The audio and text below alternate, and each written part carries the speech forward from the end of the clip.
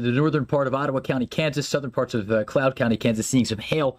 But there's certainly a tornado threat with this one. That is a storm with some radar indicated rotation.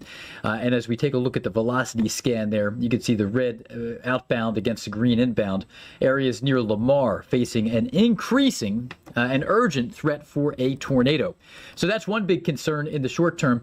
Pulling the map out, and we're going to head north now, and I'll bring up the Omaha radar site.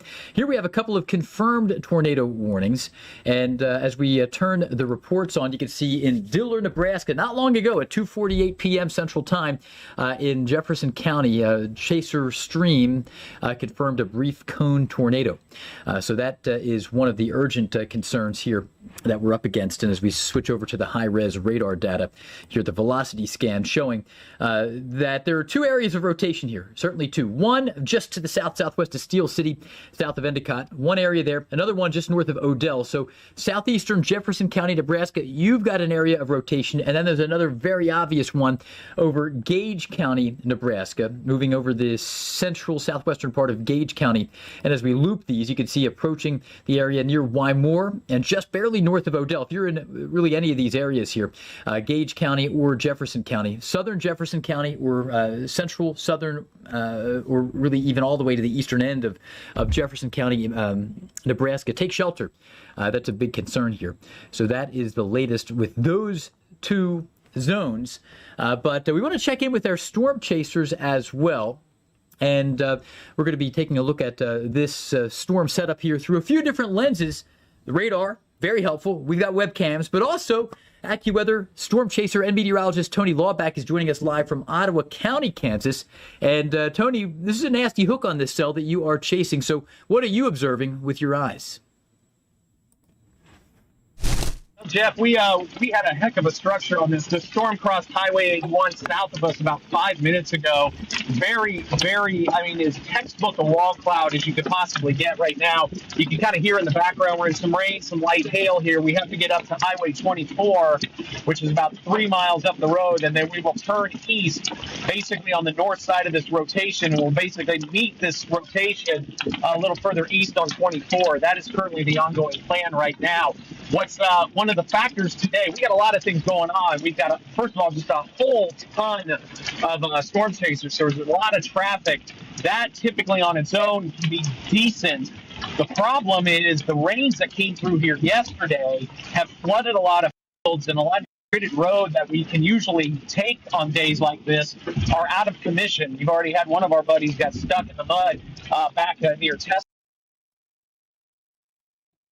A lot of pavement roads. You factor that in with storms.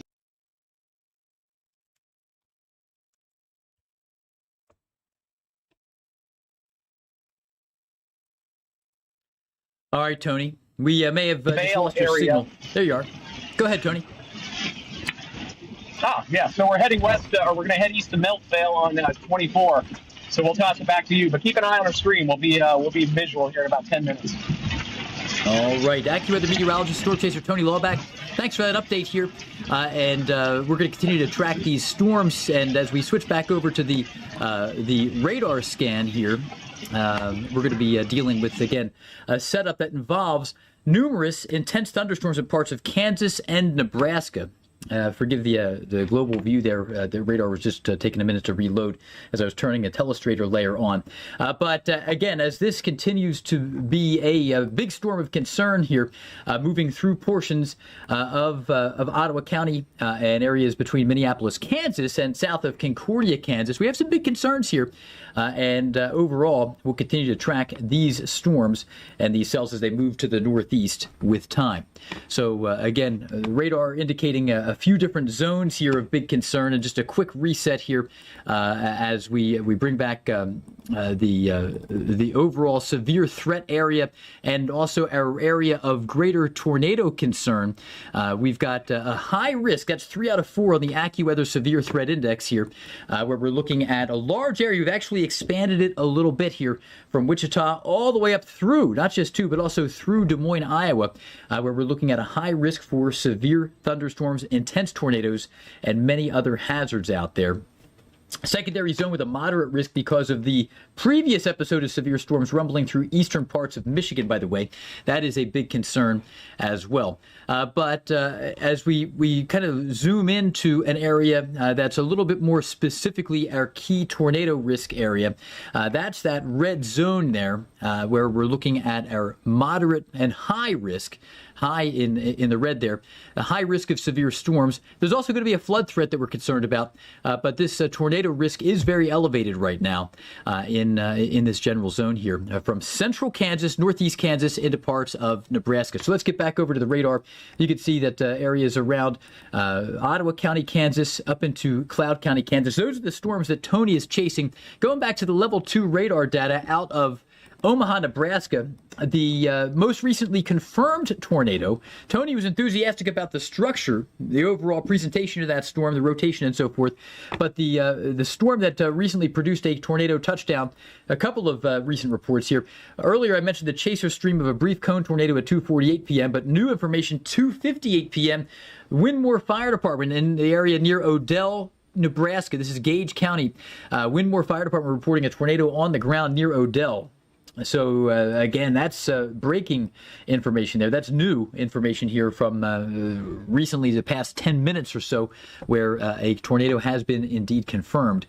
And as we switch over to the velocity scan here, you can see that we're dealing with the nastiest part of the storm now lifting northeast of Odell pretty sharply.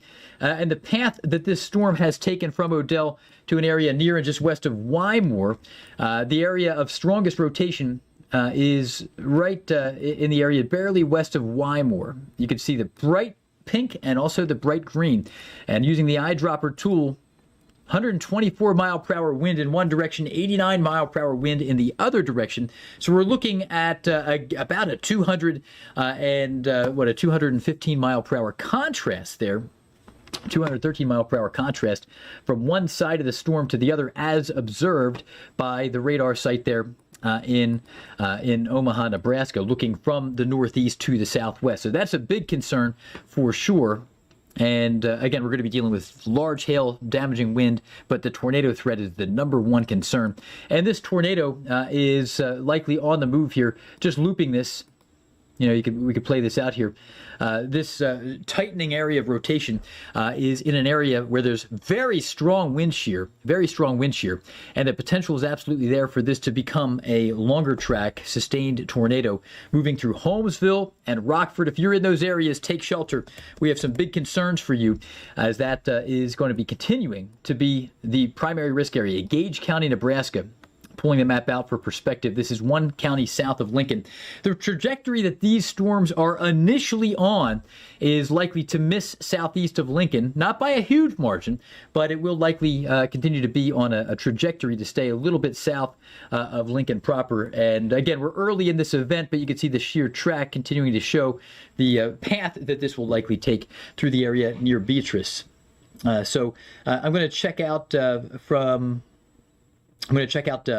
YouTube live stream. By the way, if you're joining us through the AccuWeather network, I'm bringing up our YouTube live stream because it is active now, and you're welcome to ask questions on here.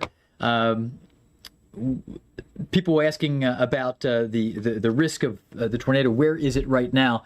Now, the confirmed tornado, again, is in an area of south central Gage County, Nebraska, just to the south of Beatrice.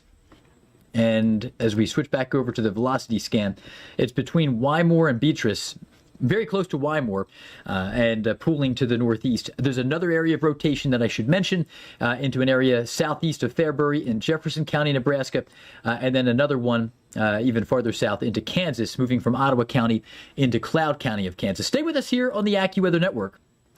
And we're going to stay with you live here on YouTube Live. In a little bit, we're going to hear from Anna Azalian. We're going to hear from AccuWeather Chief Meteorologist John Porter with these storm threats here. And again, somebody asking about Arkansas, as Jesse Farrell or perhaps Anna Azalian and a couple other coworkers here. Getting back to a few of you on the chat. And somebody wondering about Salina, Kansas. Salina, Kansas, near I-70. So far, so good. But you are in the risk area. In Salina, you can see kind of well, I'm going to pull the map down here. This broken band of thunderstorms, it's certainly more mature north of Interstate 70 at this point. Well, there will be more development to the south, and again, with this this front still to your west in Salina, the door is absolutely open for trouble here in Salina, even though there's nothing urgent there. So I don't know if that makes you feel good or bad, but nothing urgent in Salina.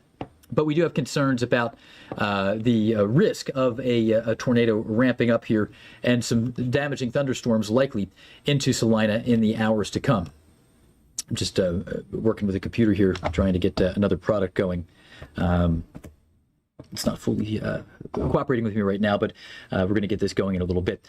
So again, I just want to have as many eyes on as many things possible. Northeast Kansas is going to get, somebody, Mariah just asking moments ago or seconds ago, will Northeast Kansas get anything? Yes, you will. In Northeast Kansas, we're very concerned about Topeka and areas around St. Joseph. Big concerns in that area as the severe threat's going to be escalating through all of Northeast Kansas. So again, those are just a few conversations and questions I'm seeing right now. Enterprise, Kansas. I need a reminder on exactly where Enterprise is in Kansas. But again, we're looking at big concerns here into an area around Northeast Kansas. So as we switch back over to the high res, you can see this version of radar looks very clean, but I really prefer to use the high res because that gives us unfiltered radar data, and there's a little more definition, a little more clarity to these storms as we watch the evolution of these continuing to move to the northeast. And you can see single site radar where we're just looking at one individual radar site's data, and this is from the Topeka radar site, and this is giving us a view of the area of rotation. Now you can see occasional little blips in which the data gets compromised. Again, radar data is cleaned up when we show you the mosaic, but here's the area of rotation here. It's west of Miltondale. That's the area of concern. I'm kind of trying to circle it with the arrows. And that's moving from extreme north central northeast Ottawa County into southeastern St. Cloud County of Kansas. That is the Kansas threat. And now a severe thunderstorm warning is also in effect for Minneapolis, Kansas at this point. Heading farther north, again, the more established tornado threats here are running from Jefferson County, Nebraska, into Gage County, Kansas at this point. We are concerned about Kansas City later on, and again, severe flooding, some of you reporting. So somebody asking about the area between Abilene, Kansas, and again, these are Abilene, no stranger to tornado history. I need to get this other, I'm trying to get this other workstation going here. It's been giving me a hard time for the past 30 minutes or so. But somebody asking about Lawrence, Kansas. Lawrence, you're absolutely in the risk area here, halfway between Topeka and Kansas City. Again, anybody in Kansas east of this band of thunderstorms, it's going to be a threat here through this region in the hours to come. It's more likely in Atchison County and areas to the northeast, and it's less likely down near Coffeyville, where we have still some threats down into the area near the Oklahoma line, but it's more likely, we're most concerned about northeast Kansas and southeast Nebraska in the short term. All right, thanks for being with us here on the AccuWeather Network and for staying with us through the commercial break. We've been staying live, commercial-free on YouTube Live. So you're welcome to check out the AccuWeather YouTube channel. And again, we're just getting started on YouTube, a couple hundred people on board. But again, that number will grow as we continue here. We're expecting to stay up here commercial free for several hours into the evening on YouTube Live. We're doing a simulcast with our AccuWeather network. And overall, we're tracking 2 clusters of thunderstorms right now, really 3. There's a large zone here from Michigan to northwest Ohio, Lucas County. You just got a severe thunderstorm warning coming from areas off to the west. And the severe threat in parts of Michigan and northwest Ohio, not as dramatic. It's significant, damaging wind, widespread concerns there. A lot of wind reports. Look at all these 74 mile per hour gust earlier in Springfield, Michigan. That's a big deal. But heading farther south, we're more concerned, even more so, about the tornado threat ramping up, escalating in northeast Kansas, southeast Nebraska, and moving into northwest Missouri. So very big concerns out there. So joining us now to break down today's severe weather outbreak, we're expecting this to become an outbreak with dozens of tornadoes, is AccuWeather Chief Meteorologist Jonathan Porter. John, big concerns out there with this whole setup here. What are you most concerned about here over the next 5 or 6 hours? Okay, it is, and Geoff has mentioned, there are a handful of days every year that we ask people to pay special attention to what's going on, and that's the case. Today is one of those days in the central part of the United States. So the corridor that our tornado experts are most concerned about here in the next couple of hours is the zone from northeastern Kansas, far southeast Nebraska, and eventually getting into parts of northwestern Missouri. That's where the short-term greatest tornado threat will be. We're also noticing now back west of Wichita, Kansas, out toward Medicine Lodge and Pratt, that area, some thunderstorms or some cumulus clouds are starting to develop. That's going to be another area to watch here to see if there can be a few discrete thunderstorm cells that can be out on their own there that can pose a tornado threat. And then also further south, no development yet across western Oklahoma, but if anything does develop, and we're not sure that it will, anything that does develop there could quickly become severe and pose a threat for very large hail, damaging wind, and a tornado as well. All right, John. And in the short term, again, big concerns there in southeast Nebraska, northeast Kansas. And John, I realize you may have to take my, I'm not sure if you can use my computer or not, Knobs, but we have big concerns here with the current tornado threat. So John, just talk us through some of the hazards that you're seeing as we look at the level 2 radar data. Yeah, a couple of the things that we're most concerned about here is obviously this is the area of the greatest tornado threat, which will include Des Moines, near Omaha, down toward Wichita, just west of Wichita, and eventually into Kansas City. Now, timing-wise, I want to point out the greatest risk in Kansas City and Wichita is still probably a couple of hours away. In fact, that could be perhaps 7, 8, or 9 Central Time before the storms get into that corridor. It's west of there that the greatest threat's going to continue for the next couple of hours. And Geoff, some of these tornadoes will have the risk to be particularly strong, and they might be on the ground for more than the average tornado time period on the ground, which is just a couple of minutes. So that's why this kind of environment today can be particularly dangerous. Great time to download the AccuWeather app. Make sure you're turning on, that's the free AccuWeather app, turn on push notifications so you get any warnings for your community and be ready to move to safe shelter should that be needed. All right, John, we appreciate that insight. Very good advice, obviously, and thanks for all you do. We'll check in with you again in about an hour or so.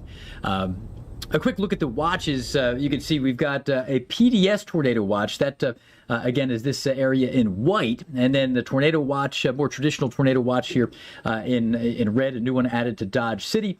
And we want to head over to Tony Lawback here, who is firmly in that PDS, particularly dangerous situation tornado watch. Tony, what are you experiencing out there right now? Well, we're north of Milton Vale here. This will be just to the east of to the west of Clay Center on US 24. This is that tornadic storm. Actually, if you pulled up velocity about 4 or 5 scans ago, Geoff, you would see two very distinct couplets with that at one point. Have not seen a tornado yet out of this storm. The storm is spinning pretty good, so we do have some concerns in the near term. It's been kind of cycling. We get really strong areas of rotation. Things kind of simmer down. It does it again. I'm not sure what's exactly the holdup right now in terms of why this hasn't produced anything at this point. That's good news, obviously, for folks downwind of this. So Milton Vale, Idania up to Morganville, Clay Center maybe on this. And, of course, now we've got another storm that's developed southwest of this as well, which also kind of has an interesting shape as well. So 2 storms we're tracking, the one that you're seeing right now, which is kind of overtaking us right now. We're just kind of sitting here and, again, watching periodic areas of rotation, but nothing has been imminent in terms of tornadoes. And then we've got the second cell that's developed down to the south near Minneapolis. So a couple of storms we're watching here in north central and northeast Kansas. We'll continue to do so here. I would not be surprised eventually if these do go completely tornadic and start producing tornadoes in the next hour or so. All right, Tony, well, we appreciate that, and I agree with you. And to your point, scrolling back, I'm scrubbing back here on radar just a few frames back around 4:12 or so, and that's when there were 2 separate couplets that Tony was mentioning. You can see it. And now I kind of highlighted the western one. That's the one that, but both of these were areas of obvious rotation. And now as we move forward, the definition a little bit less impressive for the one, but still obviously an area of rotation. And the area near Milton Vale, in any direction of Milton Vale, we got big concerns here. And switching over to the shear tracks, you can see that the shear track showing that this storm has had a history of rotation for quite a distance here. Now, this is not conclusive. This is not comprehensive, I should say. And I say that because this is based on the Topeka radar scan. The Topeka radar site's way off to the east. So the area of rotation likely was occurring a little bit even beyond the scan off to the west. So big concerns out there. We have our hands full here with numerous severe storms. And again, that's the latest from Tony Lawback on that cell in Cloud County, Kansas.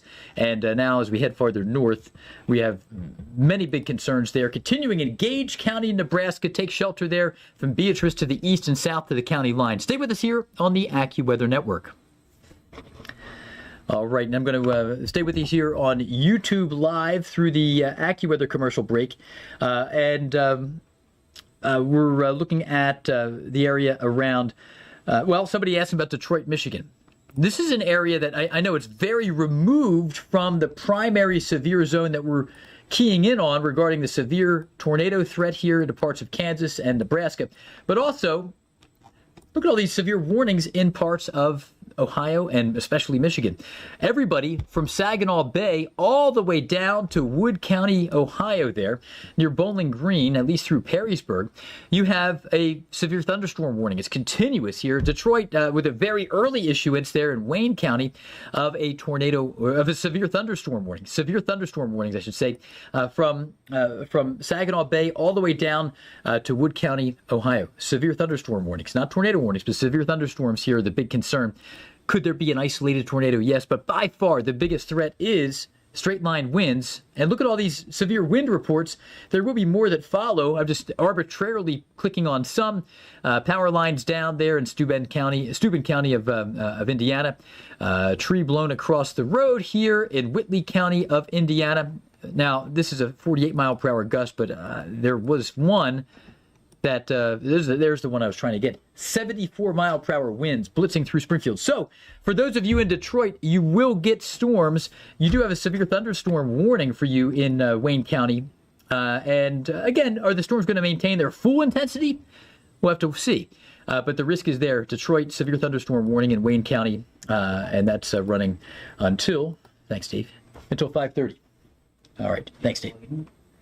But yeah, I could do that. We're good. And we're a little less formal here on the YouTube, but we're coming back on the network here very shortly, so stay with us here as we continue through our YouTube Live. And if you're joining us now on the network, if you're rejoining us, we were just talking about the severe threat that continues into Michigan right now. We had a 74-mile-per-hour wind gust off to the west. Detroit and Toledo under severe thunderstorm warnings, but the main area of concern for tornadoes, southeast Nebraska and north central and northeast Kansas, that's where we have had confirmed tornadoes already. In fact, the latest updates here, you can still see two separate cells have produced tornadoes. One in Jefferson County, Nebraska, brief cone tornado, and then one in Gage County, Nebraska. Windmore Fire Department reporting a tornado on the ground. That was at 2:58, so that's what? Well, it's less than... It's about 26 minutes ago or so. So while we are in this area, I'm going to switch, and this is going to look different, maybe a little dirtier. You can see there's more clutter and so forth, but this actually is much more valuable radar data here. Now we are using unfiltered, or at least less filtered radar data out of the National Weather Service radar site from Omaha, Nebraska. And looking at the velocity scans here, you can see it's messy. It is very messy. We've got two zones of rotation.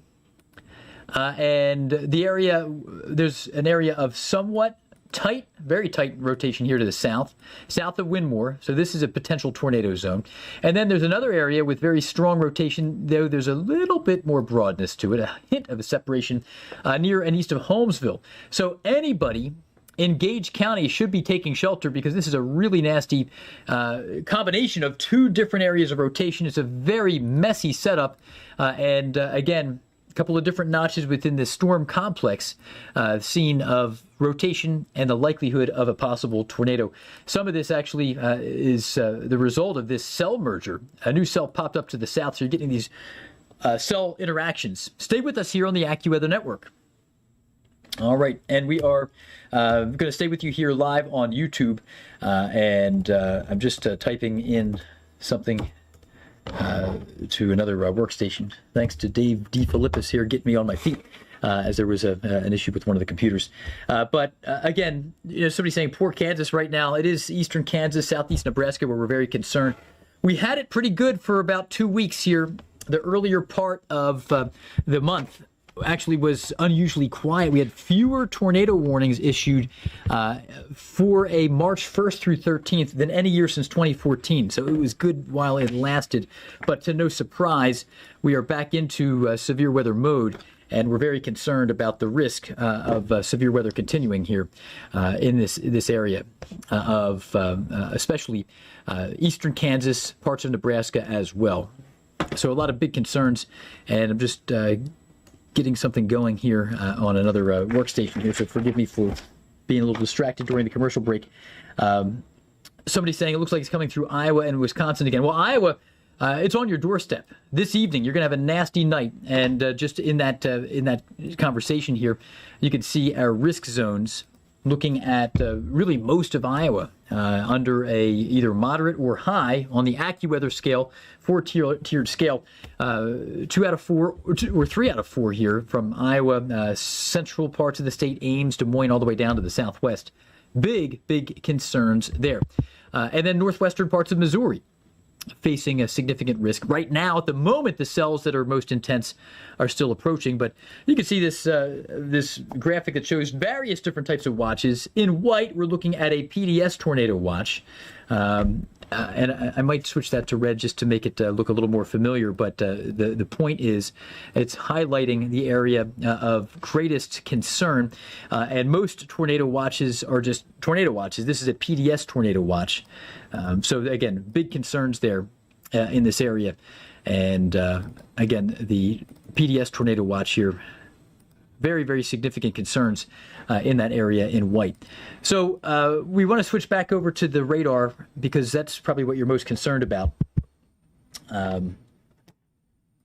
So far, again, small zone with intense rotating thunderstorms, north central, northeast Kansas into southeast parts of Nebraska, but a huge area with a lot of wind moving through parts of Michigan.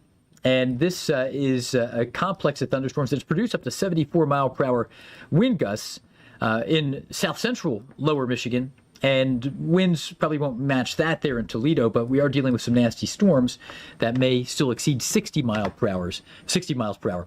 While I'm in the area here, and while we are in a commercial break on the AccuWeather network, I'm going to bring up the severe weather, the storm-related power outages. So overall, the outage map. And I know we're a little bit looser kind of behind the curtain on YouTube Live, so forgive me for being a little bit... All right, the map is up. There it is. Thank you. Very nice. 75,000 addresses without power in Michigan, and 10,000 addresses without power in Indiana, and 10,000 in Nebraska. So there we are with a lot of different outages here. Michigan, though, hit hard. Michigan always seems to be hit very hard when it comes to power outages, partly because there's so many trees there, in this part of the nation. So, again, a lot of big concerns there in parts of Michigan.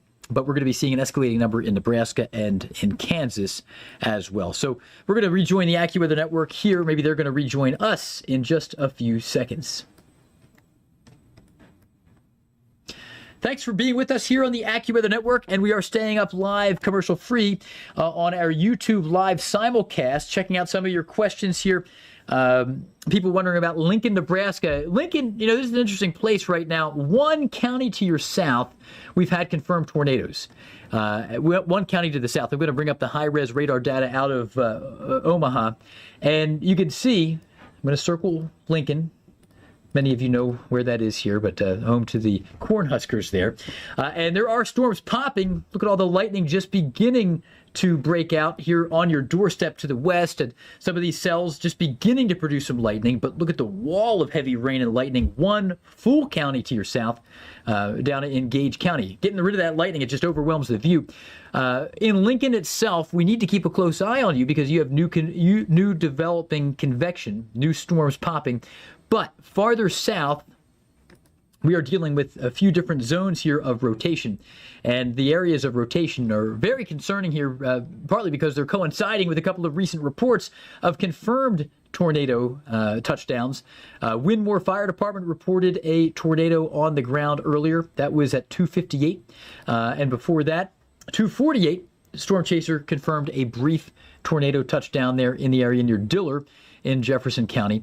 And as we switch over to the right now current look at the velocity, there's one dominant area of strong rotation, and that has been lifting. This is one of the areas of rotation that bred one of the earlier tornadoes. And again, here it is. The possible tornado, or likely tornado, it's being warned as a confirmed tornado, is in eastern Gage County of Nebraska. That confirmed tornado warning runs until 4 o'clock. And again, this is for Gage County. Heading farther south and west, there's a second zone where there could be, I'm trying to draw this a little tighter than the system will allow me to, so I'm going to draw a little broader. Again, secondary zone of rotation to the south, primary zone to the north, and then on a lesser extent, I think we're going to have to draw straight lines there because I'm trying to make it bend more than it can. This little third zone here with some hints of rotation. And then as we head down farther south, I don't want to give you the false sense of limited impacts, because in reality, when we switch over to the Topeka radar site, we can see down here another zone, a couple more zones actually. The northernmost cell, there's a small area of rotation approaching Lanham, and this is approaching the state line of northern Kansas, southern Nebraska, south of Odell, where you've already been hit with a couple of tornadoes recently. But extreme northeastern Washington County of Kansas, a smaller zone of rotation.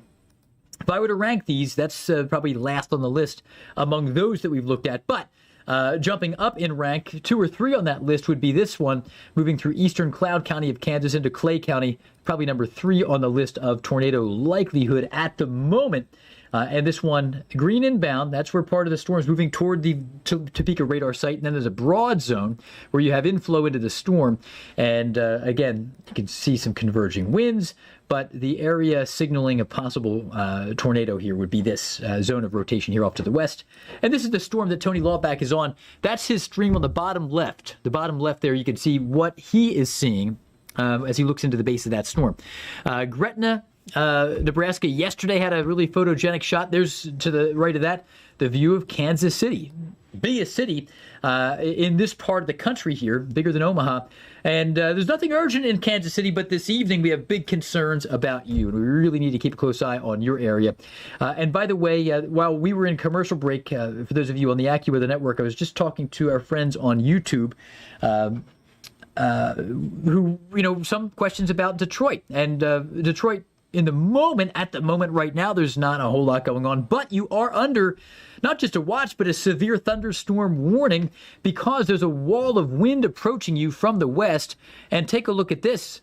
There were 75,000, now 82,500 addresses without power in Michigan. Every 10 minutes, the number continues to escalate and increase. More and more addresses without power in Michigan. Ohio now on the list, northwest Ohio, areas near and west of Toledo, 10,000 addresses in the dark. Indiana, 10,000 addresses in the dark. Nebraska, 10,000. And again, if I were to highlight areas where most of these are broadly, that zone here, and then also some of southeast Nebraska. And I suspect soon we may see Kansas pop up as well. And we got some other concerns here into eastern Indiana, pulling east.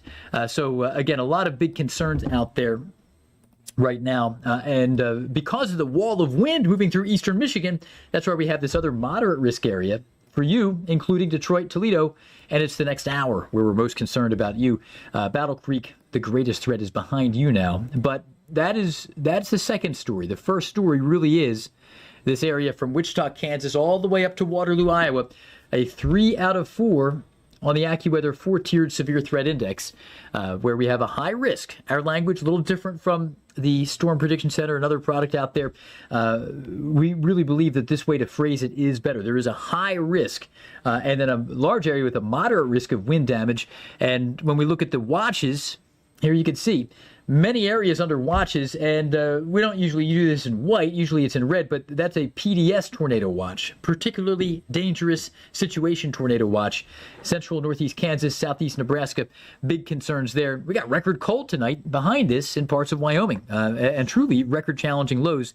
Their freeze watch, it's not just cold, but again, we're looking at some near records for about 5 or 6 cities that we've had a list for. So somebody wondering about strong thunderstorms soon, but radar doesn't show anything approaching. They are in Kearney, Nebraska. So Kearney is pretty far west.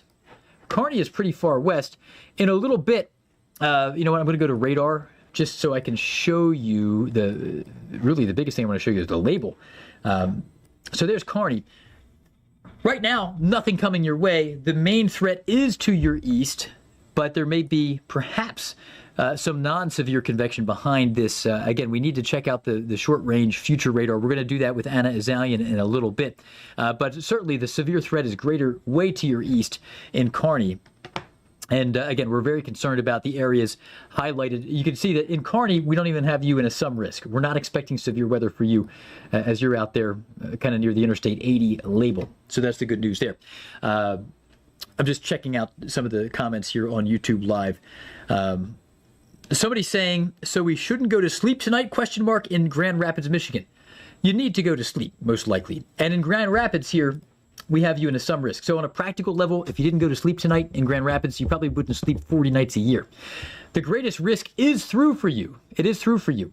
It's off to your east. There will be strong storms again later tonight that may move into your area, but you probably have school or work tomorrow, and you have to live your life. So in Grand Rapids, I would go to sleep. I'd encourage my family to go to sleep tonight in Grand Rapids, but I'd have a NOAA weather radio and the AccuWeather app with multiple ways to get weather information. You want multiple ways to get weather intel, and a NOAA weather radio is the best thing to wake you up when a severe warning is issued. But also, again, it's good to have the AccuWeather app because we will get those alerts to you immediately. And once you wake up, you can check out the details, check out Minutecast and all those other great features that we're very proud of here on the AccuWeather app. But to the point I'm making here, we want multiple ways to get weather information. And realistically, you need to sleep at night. There are extreme cases where I would recommend somebody not go to sleep. And there will be times tonight when there is maybe a storm an hour or two out moving into parts of Iowa, parts of northern Missouri, where if I'm the person responsible for younger people in my family, I'm not going to go to bed in that moment. I'm going to wait until the storms roll in. If it's 4 or 5 hours out, you have to make that decision. But I would make sure I have a NOAA weather radio. It will wake you up in the middle of the night if you have it set properly. But Tony Lawback's on the move. He's on one of these cells in parts of Kansas. I don't want to spend too much time away from radar.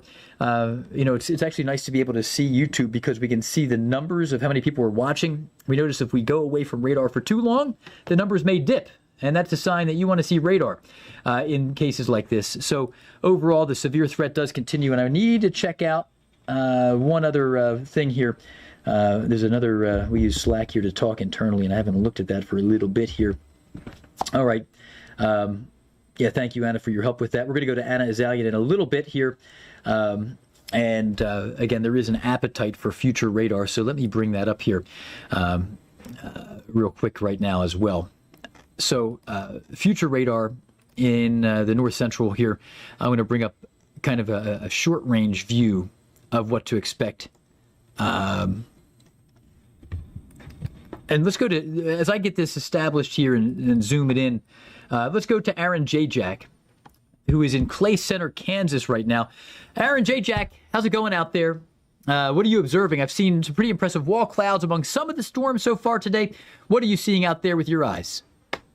Yeah, Jeff, I've been tracking this supercell for over an hour now, probably about an hour and a half. It's been tornado warned for amount of time. Have big blocky wall clouds at times, so a very big, menacing-looking supercell. It's the northeastern of the two supercells Kansas right now. So I'm coming up on, I think, more. Continue to drive in the northeast. I'm looking at my shoulder, and I have a big blocky wall cloud again. It's been going that big blocky wall cloud, and now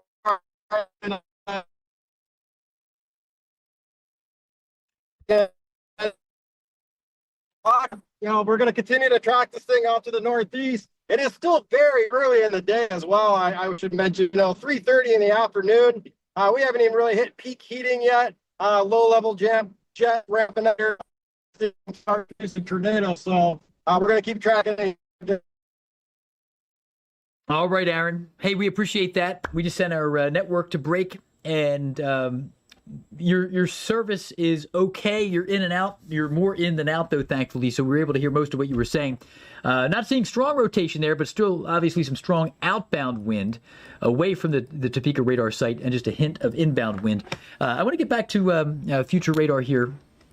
To show you what we're up against in this part of the country. Some of you do have some questions on YouTube Live and the YouTube chat. So as we just kind of scrub through this moving forward, here we are moving through the evening, 6 p.m., 7 p.m. We haven't talked about Iowa a lot yet, but the severe threat's going to be escalating in that area. Northeast Kansas is going to be escalating. Northwest Missouri, you're going to step into this in a big way. You'll notice that in Kansas City, it may not be until 9 or 10 p.m. Central Time when we face the biggest threat for you. Damaging straight line winds, but also a tornado threat will be possible.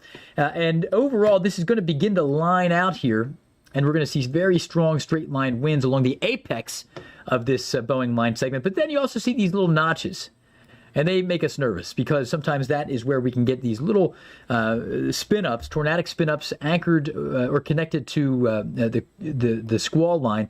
And you can imagine how, again, if you have a really strong push of wind in one area and then the wind is not as strong in another, it can produce these notches where you get these bookend vortices and areas of enhanced rotation.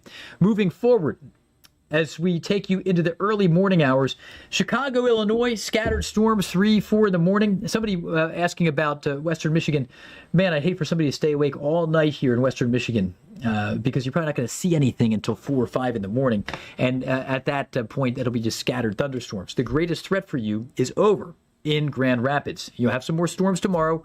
Some will be severe, but you had some nasty wind earlier today. And again, we never want people to be too fearful unnecessarily. We want you to be equipped with the right information so you can take action when a warning is issued for you. And that takes a lot of the fear off the table. And again, there are a lot of people, I interact with people every day on Twitter, at least every work day. Somebody in Ohio who has tremendous fears. If there is a raindrop in the forecast and it's between February and November, what's the tornado threat looking like for me? He'll ask. So some of you do have some significant tornado threats. I don't know what happened in his history. I don't know what goes on. Sometimes people have some trauma tied to previous events, but it can be tough. So we are concerned about the tornado watches here in this red and white zone. The white is the PDS tornado watch, particularly dangerous situation tornado watch. For central and northeast Kansas and extreme southeast Nebraska.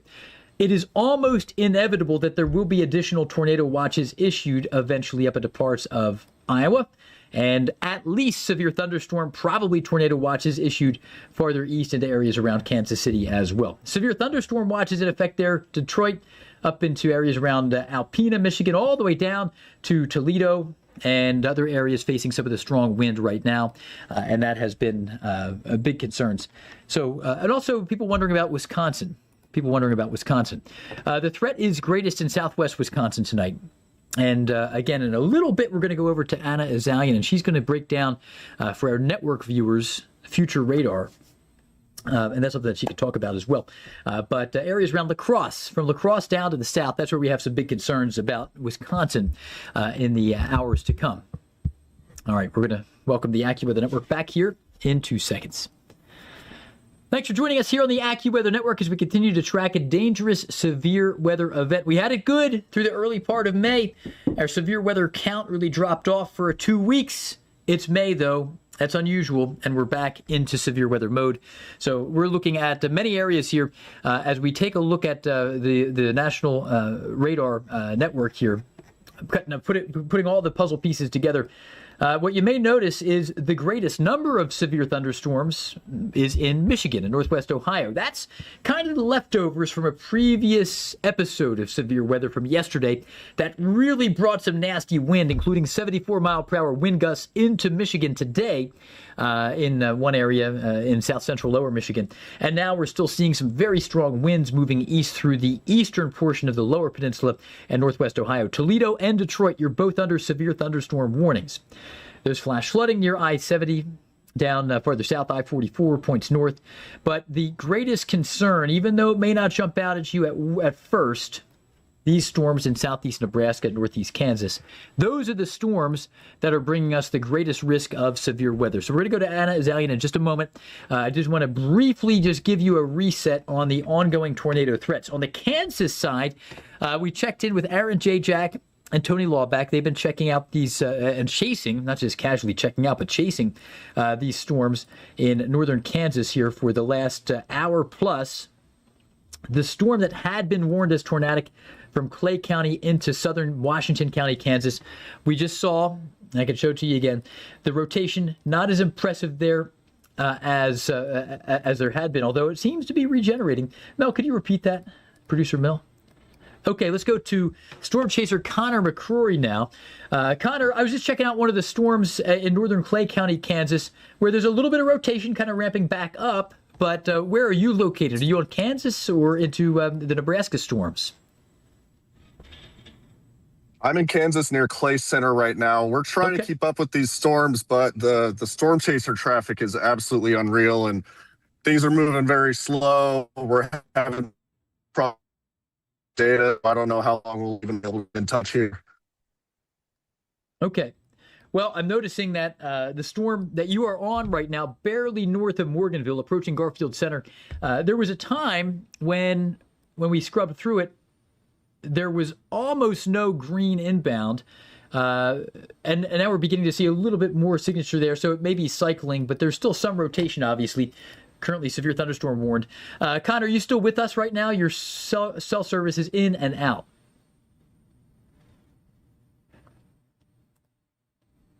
Okay, we have obviously signal trouble. I mean, we're far from Topeka, Kansas, and not near any large population area, but he's on that cell, and you can see the latest scan coming in right now. So again, this is increasingly trend. Sometimes these storms come up and come down, almost like the tide. The rotation tightens, and then it slackens. And it is in, at least if we just look at right now compared to 7 minutes ago, it's ramping back up a little bit.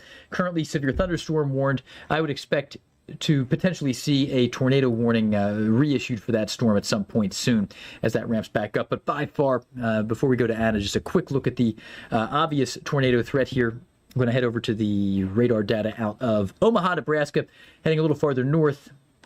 We have a few different severe areas here, and obviously a messy series of areas of rotation. As we loop this, we'll get a little more continuity. The most established zone of rotation is moving into an area approaching Tecumseh, and it might be Tecumseh, I'm not sure, but another secondary one a little farther south.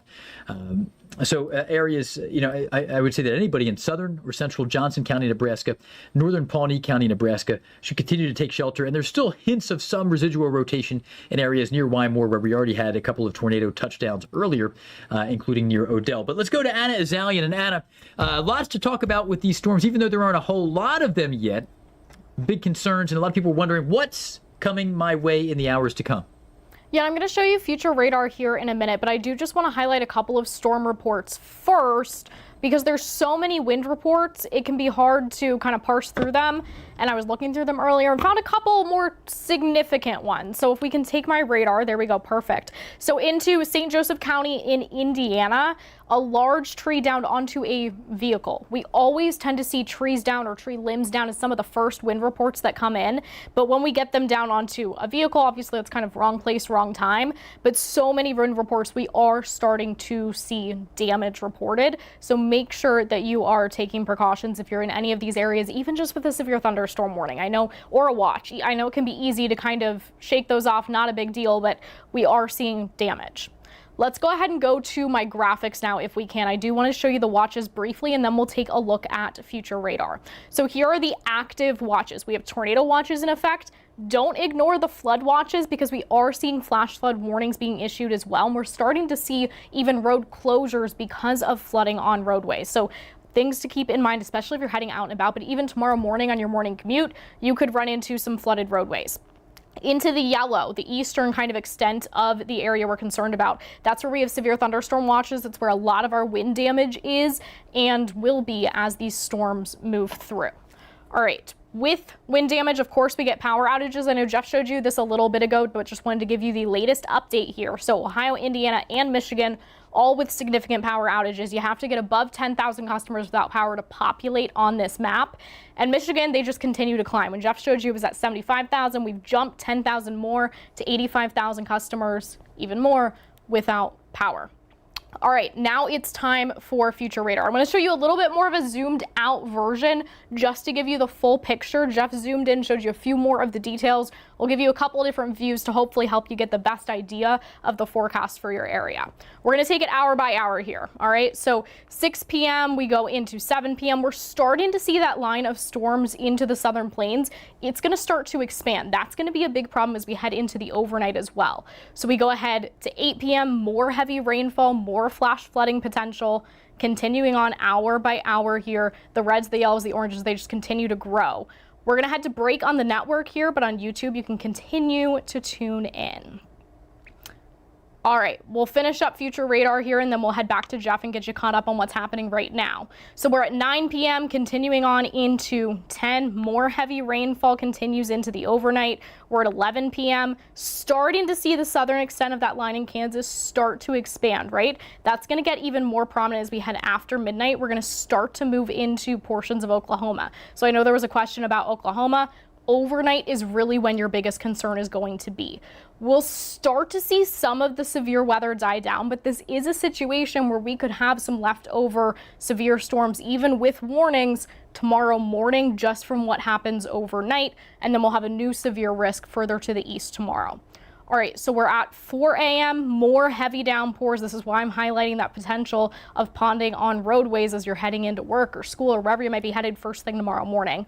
Oklahoma, early morning hours, we're at 6 a.m. now. You're going to see some storms at this point up into Missouri. Things are dying down a little bit more into places like Wisconsin and Michigan, but rain and thunderstorms are still present there. We go ahead 7, 8:30. We'll start to see these things die down a little bit more.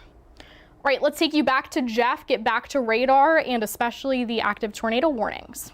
All right, thanks so much there, Anna. I appreciate that. Good analysis there on what's coming through the hours ahead of us. And overall, the severe threat does continue. I'm just going to bring up the live stream again, see any of your questions. And I appreciate Jesse Farrell also answering some of these. Somebody wondering about Michigan. Again, we have some big concerns about the eastern part of Michigan with that wind that has been very widespread. But the areas of greatest concern are east. Somebody wondering about Muskegon, Michigan. Well, Muskegon, your nasty storms were largely earlier. You can see you're in better shape. Now, there could be some activity late tonight after 4 a.m., but it probably won't match what you had earlier. Thanks for being with us here on the AccuWeather Network as we stay up commercial free. Just talking to some of our friends here on YouTube about areas like Muskegon, Michigan, where the severe threat's off to your east now and you're done with it for now. But there will be some more storms tomorrow and maybe even early in the morning. But overall, the biggest threat area is indeed in southeast Nebraska right now. That's where we have a large complex, kind of a nasty looking complex of thunderstorms. It's a series of cells that are, we had a cell merger, a new area of convection from the south ramp up and get kind of sucked into the east side of the larger thunderstorm, and that led to an enhanced area of rotation for a moment. But overall, as we switch over to the latest reports here, we're seeing some severe wind that may actually be from tornadoes, perhaps. But 58-mile-per-hour gust reported at Blue Springs, near Blue Springs there in Nebraska. Wymore, 70-mile-per-hour gust, and I suspect we're going to learn that may have been from a tornado. There was strong rotation right in that area, and that may have been maybe adjacent to the tornado, as maybe there was inflow. I'm not sure specifically what neighborhood that personal weather station was located in with respect to the area of a likely tornado. But in Wynmoor, now this says Wynmoor. It could be Wymore. Sometimes, if there is a misspelling that the National Weather Service pumps out through the storm reports, it will appear that way. But I tend to trust our city labels. Wymore is the city label. They reported a tornado on the ground. And then into areas around Jefferson County, a storm chaser of a brief cone tornado as well. Those are some of the latest. The tornado threat does continue in these areas here. So take shelter if you're in Gage County, Pawnee County, or southern Johnson County. As we head to break here, I'm going to briefly bring up the velocity scan here. Strongest rotation approaching an area near Tecumseh. And it's not far from there. The commercial break is underway here on the AccuWeather network, but you can see this area of that couplet, the red against the green. It's most dynamic in that area near and east of Vesta and approaching Tecumseh. That is the primary tornado threat here that I'm concerned about, but there's also a secondary zone off to the west. This is a little bit muddier, but you can see that couplet of green against red, and that's also located within an ongoing trimmed down radar indicated tornado warning. I know it says confirmed. That was because of the original issuance when the purple box was the most relevant thing. But that, you can see that was here. It's been edited down, and that implies to me that any visual on that tornado has been lost. Now, there's some very heavy rain that is nearby. That could be obscuring the view. But again, that's the latest there. Eastern Gage County into Pawnee County of Nebraska and southern Johnson County. Somebody earlier was wondering about Lincoln, Nebraska. So far, so good in Lincoln. So far, so good. This is all staying to your southeast. There is some convection lifting up through the Lincoln area, even pulling north of Interstate 80 right now. But that does not look too threatening to me. The main threat, isolated lightning there with some of that. So the area of Omaha, people asking about Omaha, we're concerned about the severe risk for you escalating. If I could choose between putting people who I care about in Omaha or being 40 miles south, I'd rather be in Omaha. The risk is greater to your south, but the risk is still present in Omaha, and that's going to be something we have to watch. The current trend is somewhat favorable for you in the short term because there's an area of stratiform rain north of this larger complex of thunderstorms. The stuff moving through Lincoln, that doesn't look all that threatening. And the more we could see stratiform, non-intense thunderstorms lift through this area, that will act to stabilize the environment and perhaps kind of put a dent in the risk that this storm is bringing to Omaha. But the risk is very significant down where the Platte River dumps into the Missouri River, Nebraska City, other areas down to the south near Plattsmouth, and especially farther south. That's where we have bigger concerns. That's the trajectory that this nasty round of storms is headed on. You can see what's been going on in Nebraska yesterday. Look at that tornado there from Sunday in that middle view. And I think that's from Aaron Rigsby there, if I'm reading that properly. So that was a pretty nasty tornado. Over 20 tornado reports, and we've just barely begun to see the first few tornado surveys coming in from yesterday. And I think a lot of these will be coming in the weeks to come, well, the days to come through the next week. But today's threat is going to be certainly getting in the way of any storm surveys there in that part of the state. I'm scrolling through some of the questions and comments here. So we'll continue to keep an eye on this, but other team members are also responding to questions here, which I appreciate. You can see Des Moines, Iowa. You're going to be at risk here later on. Des Moines, certainly one of the primary cities at risk here this evening and into the night. That's a big concern there. We are just continuing to track all this the threat. A new tornado watch issued. I'm going to put in a request here while we're still in our break to Kayla. Thanks for bearing with me here, guys.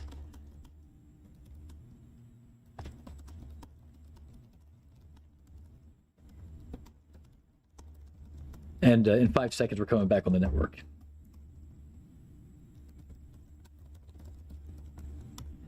All right. Thanks for bearing with us here on YouTube and being with us on the AccuWeather Network. I was just putting in a quick request. We get a lot done during commercial breaks. Sometimes when we're up live on YouTube, we get a little work done during that break as well. But again, we were just talking about some of these areas like Des Moines. Some of you asking on YouTube Live, are we going to get hit in Des Moines? You probably will tonight with severe storms, damaging wind, hail, and a risk of tornadoes. So Des Moines and Kansas City, two big cities at risk. Omaha still at risk. The greatest threat in the short term is passing south of Lincoln, and it's on a trajectory to pass south of Omaha. But again, we have a long way to go, and Omaha is going to be at risk later this evening with some of these storms still pulling through. I do like the trend in the short term for Omaha in that there's nothing menacing moving in your area at the moment, but there is, again, a lot of concern a few counties south of there. Still, we're tracking a wall of wind that's wiped out power to nearly 100,000 people here in eastern Michigan, or in Michigan, areas around Waterford and places near Ann Arbor and Washtenaw County, Wayne County. That's home to Detroit. Severe thunderstorm warning for you. Monroe County, Michigan, Lucas County, Ohio, home to Toledo, down into Wood County. Severe thunderstorm warning for you as well. And then a nasty storm coming into Findlay, Ohio, and near Lima as well. In Allen County, not an official warning for you in Lima, but Allen County, you're getting it there with a pretty strong thunderstorm that could bring some small tree limbs down. But the biggest threat here is in southeast Nebraska with an ongoing complex of thunderstorms. Switching over to the high-res radar data, I'm going to make this look a little bit more clear. It's easier to interpret this radar data. I know the edges have been kind of unsanded here. This is raw radar data that's much more helpful to look at when we're interpreting rotation. So bringing up the velocity scan. Here it is, and again, the greatest risk area for a tornado would be in this area here near Tecumseh. And here you can see these that area of green against red, and there is a brand new tornado warning issued because of that, and that has been issued for the area of Nemaha County of Nebraska. I'm going to switch back here. I want to give you an extrapolated arrival time. So this storm is moving to the east-northeast, if anything, at around 50 miles per hour. And if we were to extrapolate its forward movement at 50 miles per hour, this would be arriving in Auburn in 20 minutes. It's around 4:22 p.m. Central Time, or Peru in 28 minutes. That takes us cleanly to 4:30 Central Time. Now, it may be a little south of Peru. You can see Peru barely made the cut here for our window. It's more likely to be moving through Auburn, Peru, maybe just a little bit to the north, but another zone of rotation here also to the south. So again, two areas of concern within these tornado warnings. If you are in Johnson County, in Nemaha County now, take shelter, brand new tornado warning. The sirens probably going off in Nemaha County, they should be. And then also into the northern part of Pawnee County. From Pawnee City north, even near and in Pawnee City, I would take shelter because you have an area of rotation right over your neck of the woods as well. Barely north of town, there's an area of rotation approaching Table Rock as well. Hey, let's go down south of the state line into Kansas. And we want to say hello to Tony Lawback, AccuWeather Stormchaser and meteorologist Tony Lawback on the move. Tony, we were anticipating that this warning would get reissued because there's a little bit more inbound wind, a couple of tightening up. How are we doing out there? What are you seeing? Well, Geoff, we're going to make you an interesting observation here, but we're going to bear with me for a second because I'm going to get parked because I want to do a lot of talking with my hands. But we're on the west side of Clay Center here at a pretty open shopping center, and we were just going to jockey for a spot and view because, like I said, I want to kind of give you a little lesson. That is a dowel, by the way. That is a Doppler on wheels you're seeing on my dash cam here. But a lot of us are sitting tight here on the west side of town. Not a whole lot to see right now. Kind of grungy, kind of mess. But I'm going to zoom in for you, Geoff Cornish, on the corn. All right, you see all the corn here on the ground? There's a reason, and you're going to do in a pink shirt. Don't worry about him. All the corn on the ground. I want you to notice something here, folks. Notice it is not moving. There's no wind here right now. That is why we have not seen tornadoes out of these storms that on radar look very impressive. We are just getting an EAS alert right now here in Clay Center. I imagine they've tornado warned the storm that we are right now watching off to our southwest. We've changed our tactic a little bit here. He's trying to turn it off. Sorry. He's old. He doesn't know technology. Dude. Can't trust him for anything. But yes, so sorry, we got a lot going on here. So let's pull it out here on the dash cam, and we'll show you here again. Very hard to see. We're kind of in a grungy here, so we have to wait for the storm to really get close before we can see any definition. But again, the reason I zoomed in on the corn, not for Geoff Cornish, was to show you that there's not a lot of wind here right now. So while we've got a lot of jet stream energy, we've got a lot of mid and upper level wind, a lot of upper energy right now at the ground where we really need that wind energy to really get that circulation going. We don't have a lot of that right now. We've had multiple supercells that on radar, if you were just looking at radar without eyes in the field, you would swear we're producing tornadoes. We talked about it the last hit there when he was talking about the two couplets on our storm. Again, if you're just looking at radar, you're thinking you've got two tornadoes going at the same time, but we had nothing of the sort because there was no wind energy, no shear at the ground level.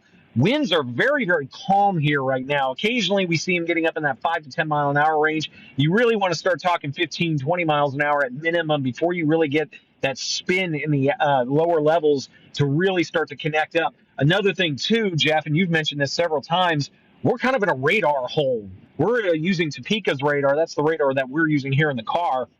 But we're so far out from where all these radars are. So none of these beams, none of the radars are looking at ground level. So all the rotation signatures that you're seeing on radar that make you go, oh my goodness, there's got to be a tornado, are being several thousand feet up into the storm, which proves that the storm itself, the mid-level, what we call mesocyclone, has that rotation, has real tight rotation.